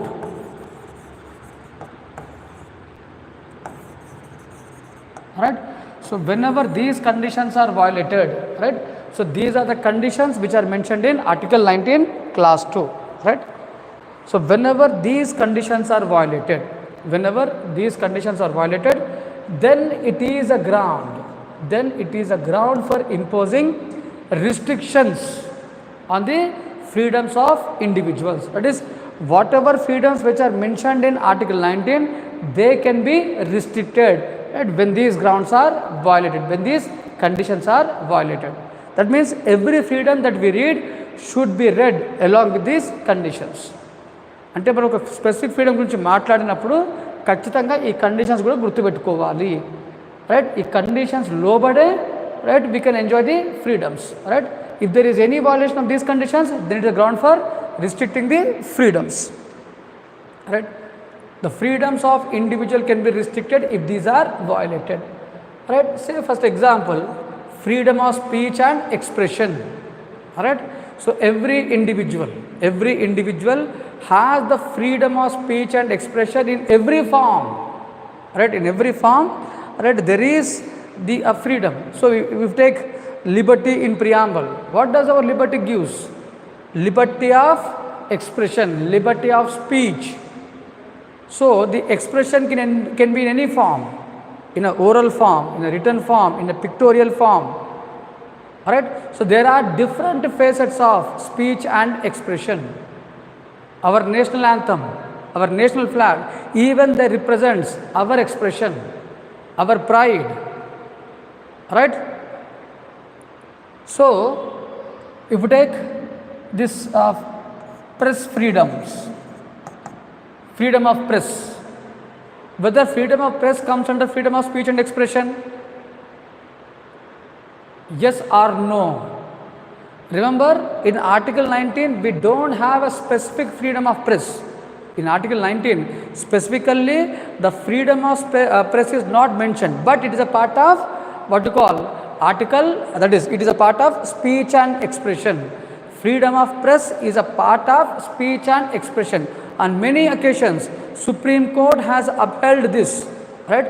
Though it is not explicitly mentioned in Constitution, though press freedoms are not explicitly mentioned in Constitution, but still it is a part of freedom of speech and expression.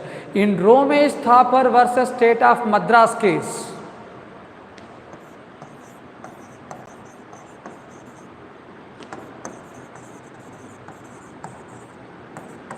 Romesh Thapar versus State of Madras case.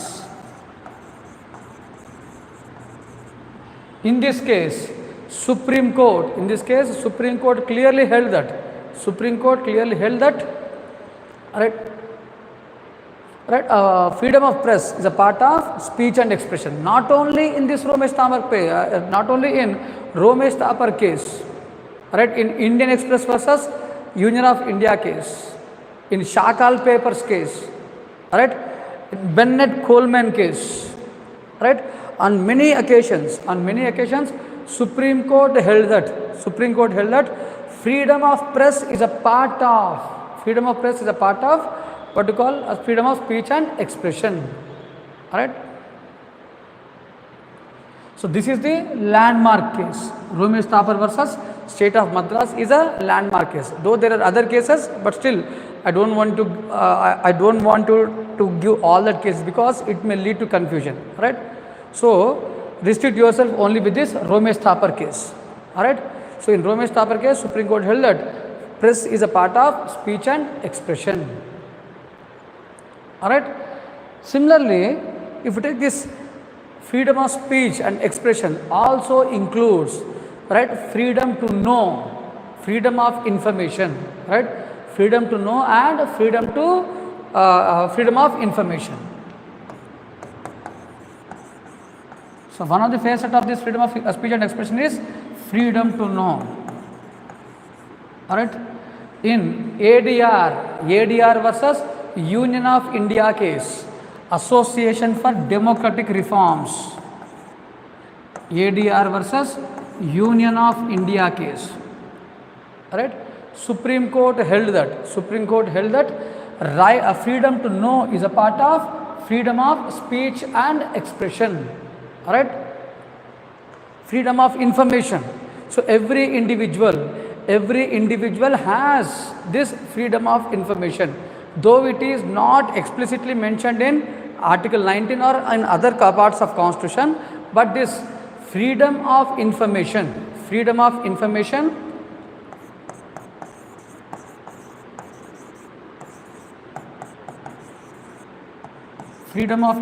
is a part, it is seen as a part of freedom of speech and expression, as said by Supreme Court in PUCL versus Union of India case.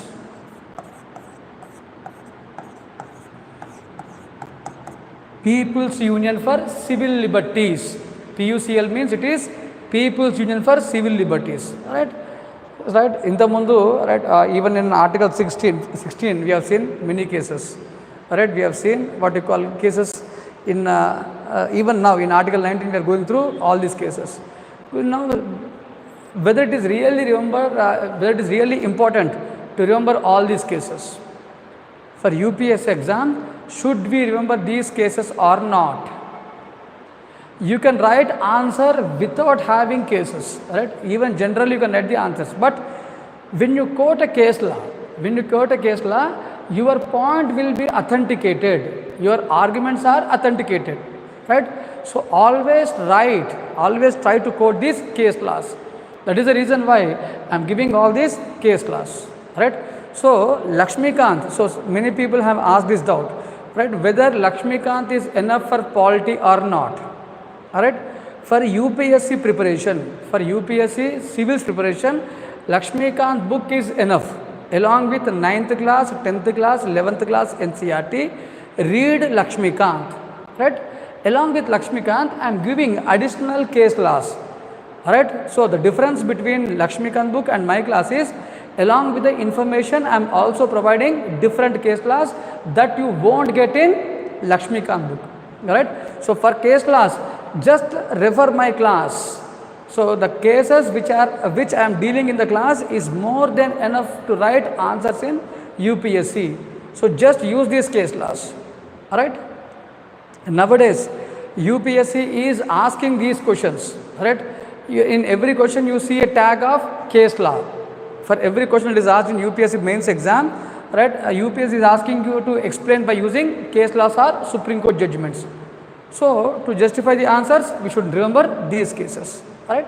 So in ADR versus Union of India case, Supreme Court held that every individual has the freedom to know, and this freedom to know is a part of speech and expression. Freedom of information is a part of speech and expression. So today we have this right to information, RTI.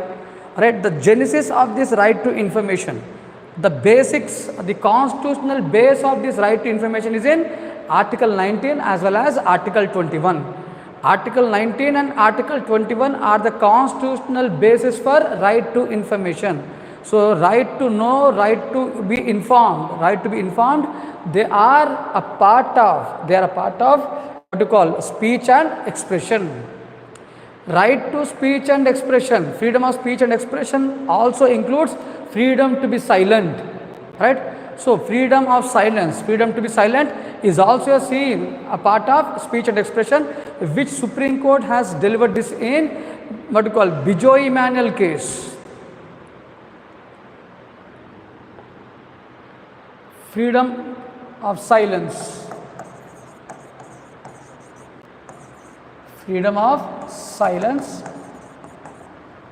So if you take this freedom of silence, this freedom of silence is seen as it is a part of speech and expression. It is seen as a part of speech and expression. Alright. So it is given by Supreme Court in Bijoy Emanuel case. Alright, Bijoy Emanuel versus State of Kerala. Alright, now this is one of the classic case in India. Alright, the classic case means it has brought a new dimension. When the children were asked to sing Vande Mataram, they have not sung this national Vande Mataram. The school children, right? Normally we have this habit in every school, this playing of national anthem, national song, right? They are being played, and every student is required to sing. But based upon religious conditions, these some of the students, they have not sung this Vande Mataram. For this they were being rusticated from the school, and this issue went to Supreme Court. Vande Mataram పాడమంటే పాడలేదు, పాడకుండా సైలెంట్గా ఉన్నారు. ఎందుకంటే they have argued by using these religious grounds, right? So ikkada whether the individual have this freedom of silence or not. So this was the point that was discussed in Bijoy Emanuel case. And in Bijoy Emanuel case, Supreme Court held that every individual has freedom to be silent, and freedom to be silent is a part of speech and expression. Alright, that is what the Supreme Court said in Bijoy Emanuel case. Alright,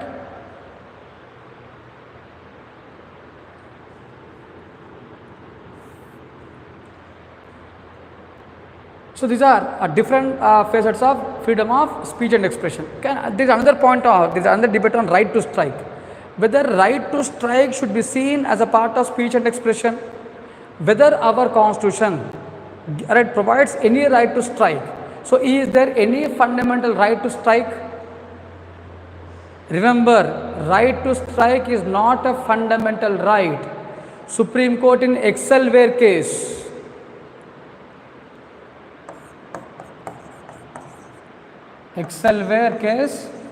right, Supreme Court clearly said that right to strike is not a fundamental right. It is not a fundamental right. You cannot see it as a part of speech and expression. You cannot take it as a guaranteed right under speech and expression. So make this point very clear. Alright. So these are different facets of what you call press freedoms, right? Freedom to know, freedom to be informed, alright? Freedom to be to be silent, alright? So these are different facets of speech and expression, alright? Now coming to freedom to assemble peacefully. So every individual, every citizen of this nation, they have the freedom to assemble peacefully. They have freedom to protest peacefully without carrying any arms. Right? So if there is any threat, remember, if there is any threat to public order, if government feels that there is a threat to public order or unity or integrity of the nation, what government can do? Government can impose restrictions on this freedom of assembly, right? So though every individual has the freedom to assemble peacefully, but this freedom to assemble peacefully, it can be restricted, right? It can be restricted if there is a threat. That means government should prove that. Government cannot impose the restrictions arbitrarily. Government should prove that there is a threat. Without proving the threat to public order or unity, right, the government cannot impose restrictions. That means there should be historical antecedents of violence. ఇంతకుముందు violence జరిగితేనే, ఇంతకుముందు violence జరిగిందని government prove చేస్తేనే restrictions impose చేసుకోవాలి. ఎలా దాన్ని ఏమంటాం, prove చేయకుండా, వాయిలెన్స్ని ప్రూవ్ చేయకుండా గవర్నమెంట్ రిస్ట్రిక్షన్స్ ఇంపోజ్ చేయడానికి వీల్లేదు. రైట్, రిస్ట్రిక్షన్స్ ఇంపోజ్ చేయాలి అంటే ఇంతకుముందు ఏమైనా వాయిలెన్స్ జరిగినట్టయితే ఆ వాయిలెన్స్ యూజ్ చేసుకొని రిస్ట్రిక్షన్స్ ఇంపోజ్ చేసుకోవాలంటే అది ప్రూవ్ చేయాలి government need to prove it. Right, so this was clearly set by supreme court in Himmat Lal versus Bombay police commissioner case.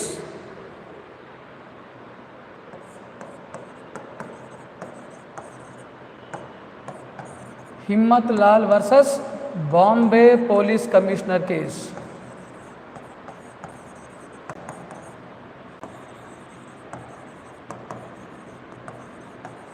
నార్మల్గా ఇవన్నీ మీకు వేరే ఇన్స్టిట్యూట్లో చెప్పారు, బేసికల్గా ఎన్ని కేస్ స్టడీస్ ఎవరు చెప్పారు. రైట్, కాకపోతే మనకు అవసరం అది. Normal it is use for law students, law exam రాసే వాళ్ళకి పనికొస్తుంది. కాకపోతే ఈ మధ్యన రైట్ సుప్రీం కోర్ట్ పర్టికులర్గా when your writing answers in fundamental rights you should be thorough with this case studies. Case laws కూడా ఇంపార్టెంట్ ఉన్నది, ఎందుకంటే ప్రతి క్వశ్చన్ యూపీఎస్సీలో it is been asked by using a case law. That is the reason why I'm giving this. So Himmat Lal versus Bombay Police Commissioner case as well as the Ram Leela Maidan incident took place in 2012.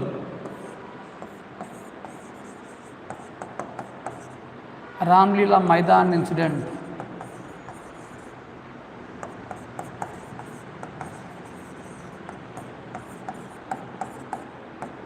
In this case, that is, in both these cases, Supreme Court held that right, there cannot be restrictions on the freedom to assemble peacefully. And when the people are protesting peacefully, government is barred to impose, or government is barred to use any kind of force. There should not be a lathi charge, there should not be a firing, there should not be using of any cannons, that is water cannons. So when there is a peaceful protest, there should not be any kind of arbitrary acts from the state. Supreme Court clearly said this in Ram Leela Maidan incident case. In this Ram Leela Maidan incident, when people were protesting peacefully, government has used force. There was a lathi charge and there was what you call a fire that was used. Because of this, deaths occurred.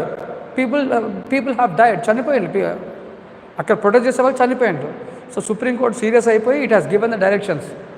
ఎప్పుడైతే ప్రజలు పీస్ఫుల్గా protest చేస్తున్నారో అలాంటప్పుడు ఎలాంటి lathi charge కానీ, ఎలాంటి firing కానీ, ఎలాంటి యూజ్ ఆఫ్ వాటర్ గన్స్ కానీ, లేకపోతే రబ్బర్ బుల్లెట్స్ కానీ, లేకపోతే క్యానన్స్ కానీ ఏది కూడా వాడడానికి వీల్లేదు అని క్లియర్గా చెప్పింది supreme court. Right, that means the onus of responsibility of maintaining calmness lies on whom? Whether on people or on law enforcing agencies. Who has the responsibility of maintaining this calmness? People protest, they use their language, but who should keep their nerves? Who should hold their nerves? Who should control themselves? Whether people or law enforcing agencies, that is police. ఎవరు కామ్గా ఉండాలి, దాని తెలుగులో సహనం అంటాం. ఎవరు ఆ సహనాన్ని మెయింటైన్ చేయాలి? ప్రజలు ఎట్లాగో అరుస్తారు, వాళ్ళు though they don't use any kind of arms, right, they keep on shouting. మరి అలాంటి సిచ్యువేషన్లో సహనం ఎవరికి ఉండాలి? పోలీస్కి ఉండాలా, పీపుల్కి ఉండాలా? People they won't listen. మరి సహనం ఉండాల్సింది ఎవరికి? పోలీస్కే ఉండాలి. వాళ్ళు ఒక్క మెట్టు దాటినా, వాళ్ళు గీత దాటితే ఏమవుతుందంటే మొత్తం వైలెన్స్ అయిపోతుంది. వాయిలెన్సు, రైట్, లాఠీ చార్జులు, ఆ వాయిలెన్స్ ఎక్కడికి దారితీస్తుంది అంటే it will lead to deaths. So దాదాపు అంటే 99% సహనాన్ని చూపించాల్సింది పోలీసులే, గవర్నమెంటే. ఎంత రెచ్చగొట్టినా కామ్గా ఉండాల్సిందే. రేపు ఐపీఎస్ ఆఫీసర్లు అవుతారు, ఐఏఎస్ ఆఫీసర్లు అవుతారు. You will come across all these kind of incidents. అవునా కదా? రైట్, నేను ఒక వీడియో చూసిన, అసలు ఒక press statement given by one of the IPS officers in Andhra. Right, ఒక young IPS officer, young SP ఒక స్టేట్మెంట్ ఇచ్చిండు. రైట్, ఎవరైనా సరే ఎలాంటి వాయిలెన్స్ క్రియేట్ చేసినా ఊరుకునేది లేదు, నా ఉద్యోగం పోయినా సరే. ఇదే స్టేట్మెంట్, ఇదే హెడ్లైన్ వచ్చింది. ఉద్యోగం పోయినా సరే ఆయన ఊరుకోడంట. అంటే whether the police officer will take the law in their hand. అర్థమైంది ఇప్పుడు ఈ స్టేట్మెంట్ అర్థమైందా? ఎవరు వాయిలెన్స్ క్రియేట్ చేసినా నేను ఊరుకునేది లేదు, నా ఉద్యోగం పోయినా సరే అని ఇచ్చిండు స్టేట్మెంట్.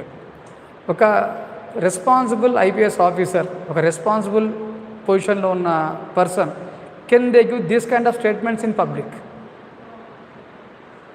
అంటే ఇప్పుడు నేను నన్ను అడిగిన అనుకోండి, హూ ఈజ్ ప్రొవోకేటింగ్, చూద్దాం నువ్వు నేను అని అనుకుంటాం, అంతే కదా.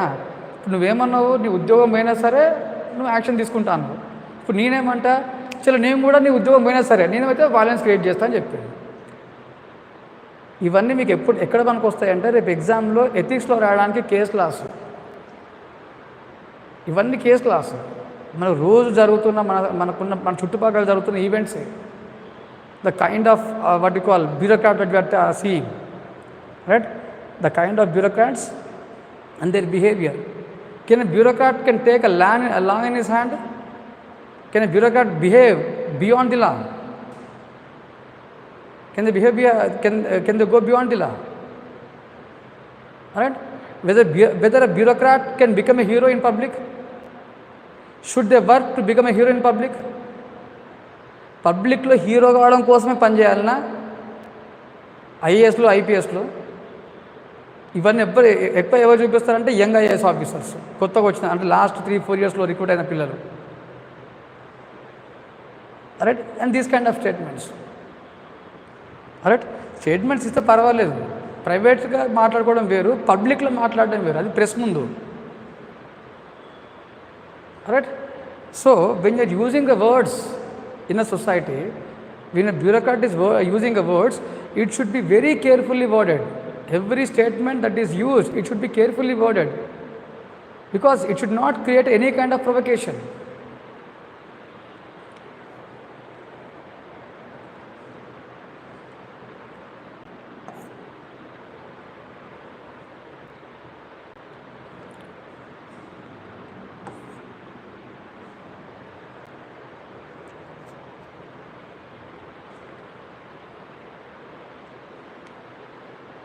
Alright, so this is what happened. Recently I have seen a video. ఏంటిదంటే, during COVID times there was restrictions on public gatherings. During pandemic times there was a restrictions. Marriages కానీ ఏదైనా కానీ కొన్ని రిస్ట్రిక్షన్స్ ఉన్నాయి. ఒక త్రిపురలో జరిగిన ఇన్సిడెంట్ ఇది. ఇష్యూ ఏంటిదంటే, one of the family they were organising a wedding ceremony. మొత్తం they had every permission up to 11 o'clock. 11 o'clock వరకు వాళ్ళు వెడ్డింగ్ సెరమనీ, వాళ్ళ ఫంక్షన్ని ఆర్గనైజ్ చేసుకోవడానికి పర్మిషన్ ఉంది, కలెక్టర్ నుంచి పర్మిషన్ ఉంది. ఆడ ఫంక్షన్ అవుతుంది, though they had permission. Right, the district administration vent. మొత్తం తినే వాళ్ళని ఎలగొట్టడము, పెళ్లి కొడుకుని పెళ్లి కూతుర్ని ఎలగొట్టడము, మొత్తం అందరిని ఎలగొట్టేసిన అక్కడి నుంచి వాళ్ళు. They were showing that they had every permission. Right? ఒకవేళ నిజంగానే బ్రెయిన్ ఉన్నవాడు ఎవడైనా సరే, it is a public wedding ceremony, limited number of people, they are acting with in the law, even they are not violating the law, there is no violation of law. Right? As an IAS officer can you go and threaten the people? కొట్టిండు అతను, పెళ్లి కూతురు తండ్రిని కొట్టిండు ఒక IAS officer. ఇప్పుడు what kind of, right, how to judge that act of that IAS officer? తినే వాళ్ళు తింటూ ఉంటే లేచి వెళ్ళిపోవడం అని చెప్పండి వాళ్ళు. భోజనం చేసే వాళ్ళని ఎల్లగొట్టడము, పెళ్లి కూతురుని ఎల్లగొట్టడం, పెళ్లి కొడుకుని ఎల్లగొట్టడము, పెళ్లి కూతురు తండ్రిని కొట్టడము. They are showing the copies of permission. అంటే అర్థం ఏంటిది ఇది? Whether the officers are acting with in the law or beyond the law. When you see these kind of incidents, how do you feel? When you see this kind of incident, how do you feel? I have seen one of the collector beating a person in public. Collector holding the lathi and what you call beating. పబ్లిక్లో తను లాఠీ పట్టుకొని కొట్టడం. నువ్వే అట్లా collector అట్లా చేస్తే నీ కింది స్థాయి ఎంప్లాయీస్ ఎలా ఉంటారు? What kind of image you are creating? Right? When you are in a status, when you are in the position of a collector, how you should behave? ఇది కూడా తెలియదు ఇప్పుడున్న వాళ్ళకు. అంటే ఏ టైంలో అంటే as an IAS officer you should be smart enough to act according to situations. Laws are there and laws are meant and laws should not be violated. But even when implementing law, this law should be implemented along with the prevailing conditions or prevailing situations. There lies the wiseness of a bureaucrat. Wiseness of a bureaucrat lies in going along with the situations and conditions. And what you call, without taking the law in their hands. Right? So this is what said by Supreme Court. నేను చెప్పిన మాట కాదు ఇది. This was said by supreme court in Ramlila Maidan incident case. Power ఉన్నది కదా అని కొట్టడం కాదు. Right, who should be responsible enough, who should be careful enough? It is the bureaucracy. Right. So every individual has the freedom to assemble peacefully. Alright, and there shall not be any kind of instigation, there should not be any kind of lathi charge on these gatherings, right, on these peaceful gatherings. So this was said by Supreme Court both in Himmatlal versus Bombay Police Commissioner case as well as Ramlila Maidan incident case. Alright, this is what about right to assemble peacefully. Now coming to right to form associations. So every individual has the freedom to form association.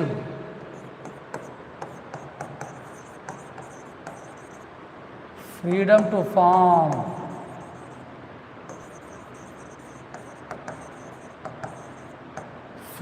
form association. Right? So every individual has the freedom to form associations. Associations or any undertakings or any entities including firms, corporates, companies.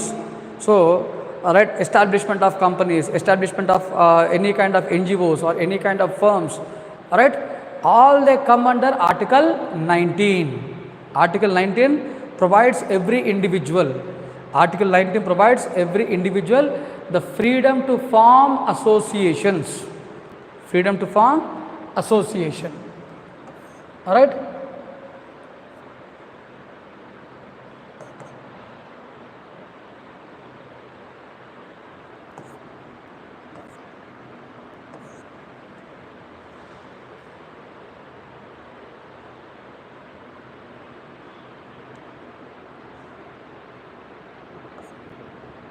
So this freedom to form associations includes even the freedom to form political parties. Right? Freedom to form association includes the freedom to form political parties. Right? So freedom of forming political parties. It is a part of Article 19. But the condition here is no person shall be forced to join any association. So every individual has the freedom to join an association or not to join an association. And that is even freedom to attend public meetings, any kind of public meetings organized by anyone including political party. That means no person shall be forced to join an association. No person can be forced to join any political meeting or public meeting. So every individual, every citizen of this nation, they have freedom to join, right? Freedom to attend, right? Associations or public meetings. That means a person cannot be compelled to attend any public meetings. అంటే బలవంతంగా ఎవరిని కూడా public మీటింగ్స్కి తీసుకువెళ్ళడానికి వీలు లేదు. We see this during political rallies, right? People are being forced to attend the rallies. People are being forced to come to these public meetings. It is a right of every individual. Under Article 19, every citizen of this nation has the freedom either to attend or not to attend. Attend కావడం కాకపోవడం అది individual ఇష్టం, right. And coming to what you call membership and the leading, only member of that association should be the head of the association. So no non-member of the association can be appointed as head of the association. So every association, every organization has their own heads, right. Coming to the appointment of heads of the association, it is a member of that association who should be appointed as head of the association. No non-member, అంటే ఆ అసోసియేషన్లో membership లేని వాళ్ళని హెడ్గా appoint చేయడానికి వీల్లేదు. ఎవరికైతే ఆ అసోసియేషన్లో మెంబర్షిప్ ఉంటుందో, సభ్యత్వం ఉంటుందో, వాళ్ళు మాత్రమే they can become head of the association, but not other members.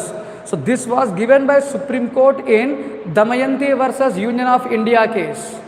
In Damayanti versus Union of India case, Supreme Court clearly said that only a member of association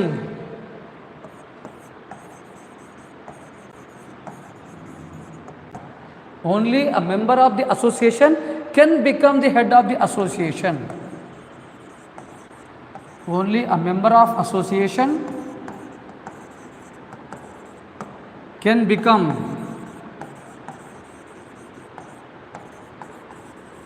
head of the association. Only member of association can become head of the association.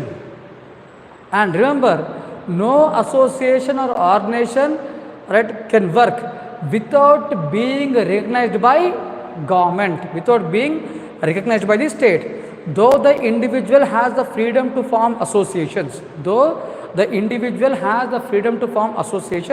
but these associations can act, they can play a role, they can function only if they are recognized by state. So recognition of state is important. So without being registered with the state, without being recognized by the state, the associations cannot act or cannot function. If they function, then such functioning is called as illegal functioning or unlawful functioning. So any association or organization, it need to be recognized by the government. So government recognition లేకుండా ఏ organisation కానీ, ఏ company కానీ, ఏ association కానీ act చేయడానికి వీల్లేదు, function చేయడానికి వీల్లేదు. Even if take this kind of institutions, ఇప్పుడు Kakatiya IAS academy ఉంది, it is an organization, right. If it is not recognized by state, it is not recognized by government, if it is not registered, it cannot act, it cannot function, it will be called as illegal organization, right. Government ద్వారా recognise చేయబడకపోతే, government ద్వారా registered కాకపోతే అది illegal ఆర్గనైజేషనే, right. So don't think that our organisation is illegal, it is totally registered firm, right. It is totally registered with the government of Telangana, right. అది hang చేయాలనుకుంటాను నాకు తెలిసి ఆ certificate, right. Registration certificate hang చేయాలి, తప్పదు, right. So now this is what we can have, right. So though every individual has a freedom to form associations, but it need to be recognized. Now whether it is compulsory for the government to give recognition, whether it is mandatory for the government to recognize, మనము organisation form చేసినంత మాత్రాన ఖచ్చితంగా government recognition ఇవ్వాలా? Government ఇవ్వచ్చు, ఇవ్వకపోవచ్చు, right. So though every individual has the freedom, what you call freedom to form association, but it is up to the state. Even state has every freedom either to recognize or not to recognize. Right? Make this point very clear, right. So government has a discretion, the state has every discretion either to provide recognition or not to provide recognition. So it is not always compulsory to provide recognition. And government at any time can de-recognize the organization. Say for example, if an organization is involved in illegal activities, if an organization is involved in anti-constitutional activities, right, anti-national activities, what government will do? Government will simply remove the recognition. అంతే కదా. So recognition ఇవ్వడము ఇవ్వకపోవడం అనేది government ఇష్టం. Right. So this is what one thing, that is freedom to form associations, right? Freedom to form associations include, right, freedom to form political parties, and it is up to the government, it is up to the government to provide recognition. Next freedom is freedom to move in any part of India, right? We are citizens of India, we are citizens of India, and we have no dual citizenship. Remember, we have been given single citizen, right? India has single citizenship. That means as a citizen of India, you can move in any part of India. Freedom to move freely in any part of India. But, right, there are certain restrictions. Though the individual has the freedom to move in any part of India, there are constitutional restrictions imposed. That means the restrictions are imposed in free movement in scheduled areas as well as in tribal areas. Right? Freedom to move freely. Freedom to move freely in any part of India.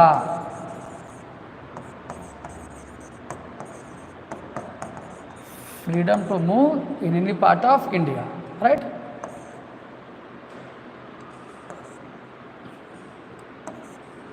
Second one, right? Right? Though there is a freedom to move in any part of India, but there are restrictions. Right? Restrictions in free movement. So there is a restriction in free movement in scheduled areas. Scheduled areas and tribal areas. There is a restriction. There is a restriction in free movement in scheduled areas and tribal areas. Right? So the free movement is not allowed. There is a restrictions imposed in movement of individuals in scheduled areas and tribal areas. The reason for imposing these restrictions, in scheduled areas and tribal areas is to protect their culture. Right? So every tribe has their own culture, every tribe has their own norms. Right? And when there is what you call when an outsider comes into this tribal area, there is an every danger to the customs and norms of that tribal groups. Right? So there can be an extension of the tribal culture, there can be extension of that tribal norms. So in order to protect the cultural norms, in order to protect their identity, the tribal identity, right, in order to protect their what you call faith, right, the constitution has imposed the restrictions on the movement of individuals in these tribal areas and scheduled areas. Right? That is, in these areas the ordinary citizens, they cannot go and they cannot enter into these areas. Right? So if you take these indigenous tribes, take the case of indigenous tribes who are never exposed to the outside world, who don't know about the outside world. Right? So these tribes, they are, right, they always act according to their own customs. And when an outsider enters into that area without knowing their culture, without knowing their norms, what happens? There is an every danger to this outsider. There may be a chance where this outsider may be killed. There are incidences in India where whenever outsiders enters into these tribal areas, they are been killed. మీరు ఇప్పుడు Senthil tribes తీసుకోండి, అండమాన్ నికోబార్లో మనలాంటి అందులోకి వెళ్ళిన అనుకోండి, they will simply killers. అలాంటి tribes చాలా ఉన్నారు ఇండియాలో. You go to central India, you go to north east, right, we have this kind of tribal people. That is the reason why in order to protect their culture, in order to protect their traditions, the government of India, the Constitution of India has imposed restrictions on this what we call free movement. Right? So free movement is not allowed in scheduled areas and tribal areas. Not only this, there is a restriction imposed on free movement of certain individuals. Right? So, in the name of public health and public morality, right? The people who are affected by HIV, that is AIDS, the people who are affected by HIV or AIDS, right, they are restricted. The free movement of these individuals, the free movement of these individuals is restricted. Alright. So Bombay High Court has clearly justified imposition of restrictions.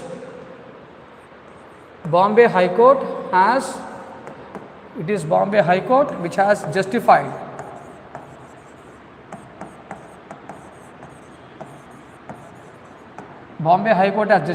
restrictions on the free movement of people affected by HIV or AIDS, right, in the name of in the name of protecting public health, in the name of controlling the spread of HIV. Right? Even we have seen the same thing during COVID. What happened? Whether COVID patients are allowed to move freely, whether the people who are infected by this COVID, are they allowed to move freely? No. What government has done? There were severe restrictions, right, in the name of containment zones. Containment zones were established, right? People are not allowed to come out onto the roads. There was section 144, curfew was imposed. There was total restrictions on free movement of individuals in the name of protecting public health. It is in the name of protecting public health. In the name of protecting public health, there is a restriction imposed on free movement of individuals. Even, right, there is a restriction imposed on free movement of prostitutes. Right, even coming to this, prostitutes, they are not allowed to move freely in this nation in the name of morality, right? So public morality and public health, right? So there is a restrictions on this. The one who are involved in flesh trade, right?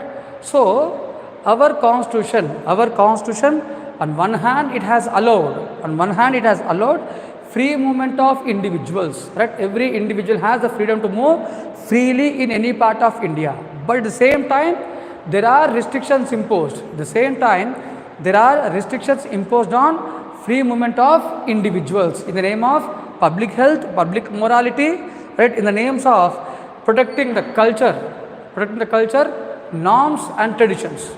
This was the question asked for 10 marks in UPSC Mains 2022. This question has come in UPSC Mains in 22. Alright? Same is freedom to reside in any part of India. Same as freedom to move freely. Our constitution through Article 19. Our constitution through Article 19 has provided freedom of residence. Freedom of residence, that is freedom to reside in any part of India. The citizens of this nation, they have the freedom to move freely and reside in any part of India, but the same kind of restrictions, right? Particularly, though the individuals have the freedom to reside in any part of India, right, the residence is restricted in scheduled areas and tribal areas, right? It is restricted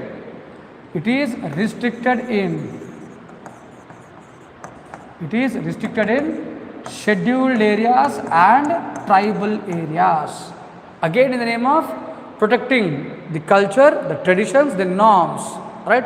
So outsiders, remember, don't think that it is only with the commencement of constitution. Even before commencement of constitution, right, the movement of outsiders, the entry of outsiders into what you call reserved forests, the entry of outsiders into tribal areas is not allowed. There is a law called as inner line permit. Even now we have the same thing, ILP, inner line permit.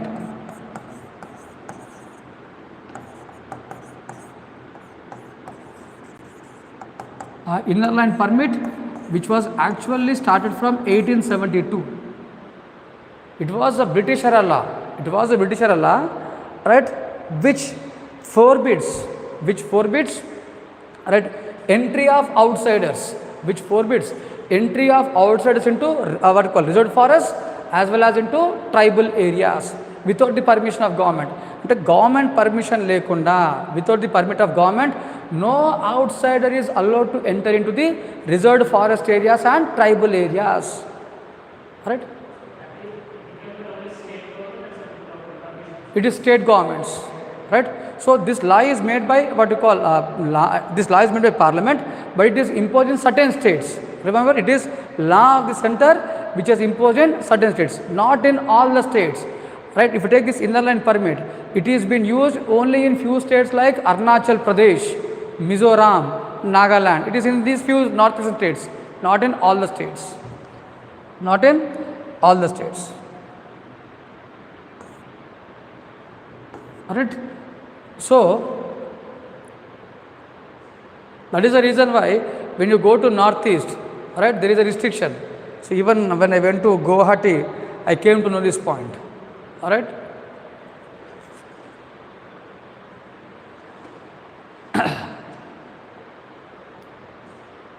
So this is what about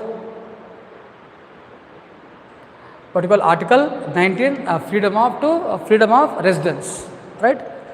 So I'll stop the class here for now for today. All right. It is on this point of Article 19 on the point of freedom to residence. I'll stop the class here and let me rewind what we have discussed in today's class. Right. We started our class with Article 16. It is right, equality of opportunity in public employment. Then we have seen different case laws, that is we have seen Indira Shane case, then we have seen Nagarajan case, Nagarajan versus Union of India case. Right, then we have moved to Article 17 which abolishes untouchability in all the forms, that is we have seen what we call Abolition of Untouchability Act 1955, different grounds mentioned in 1955 Act. Later on these grounds were broadened in 1976. Right. And the definition of untouchability as given by Supreme Court in Chitralekha versus what you call State of Mysore case. Then Article 18, it is abolition of titles, right? Though titles are abolished, but our constitution allows recognition of merit, right? And these merits are not allowed to be used as prefixes or suffixes as said by Supreme Court in Raghavan versus Union of India case. Then coming to Article 19 which provides right, specific freedoms, and along with specific freedoms there are conditions mentioned in Article 19, right? So every individual is allowed to enjoy these freedoms without violating the conditions. If there is any violation to these conditions, the freedoms of individual can be restricted. And we have seen freedom of speech and expression, different facets of speech and expression. We have seen freedom to assemble peacefully, right? Freedom of association, freedom to move freely in any part of India, freedom to reside in any part of India. So with the conditions also, right? So this is what we have discussed in today's class, alright? So in tomorrow's class, I'll complete this Article 19, I'll complete Article 20 as well as Article 21. And this weekend exam will be on fundamental rights, right? The weekend exam will be on fundamental rights, alright? So I hope you have understood today's class. అర్థమైందా కొత్త అబ్బాయి అర్థమవుతుందా okay so for now you the class here. We'll meet in tomorrow's class at the same time of 9:30. All right.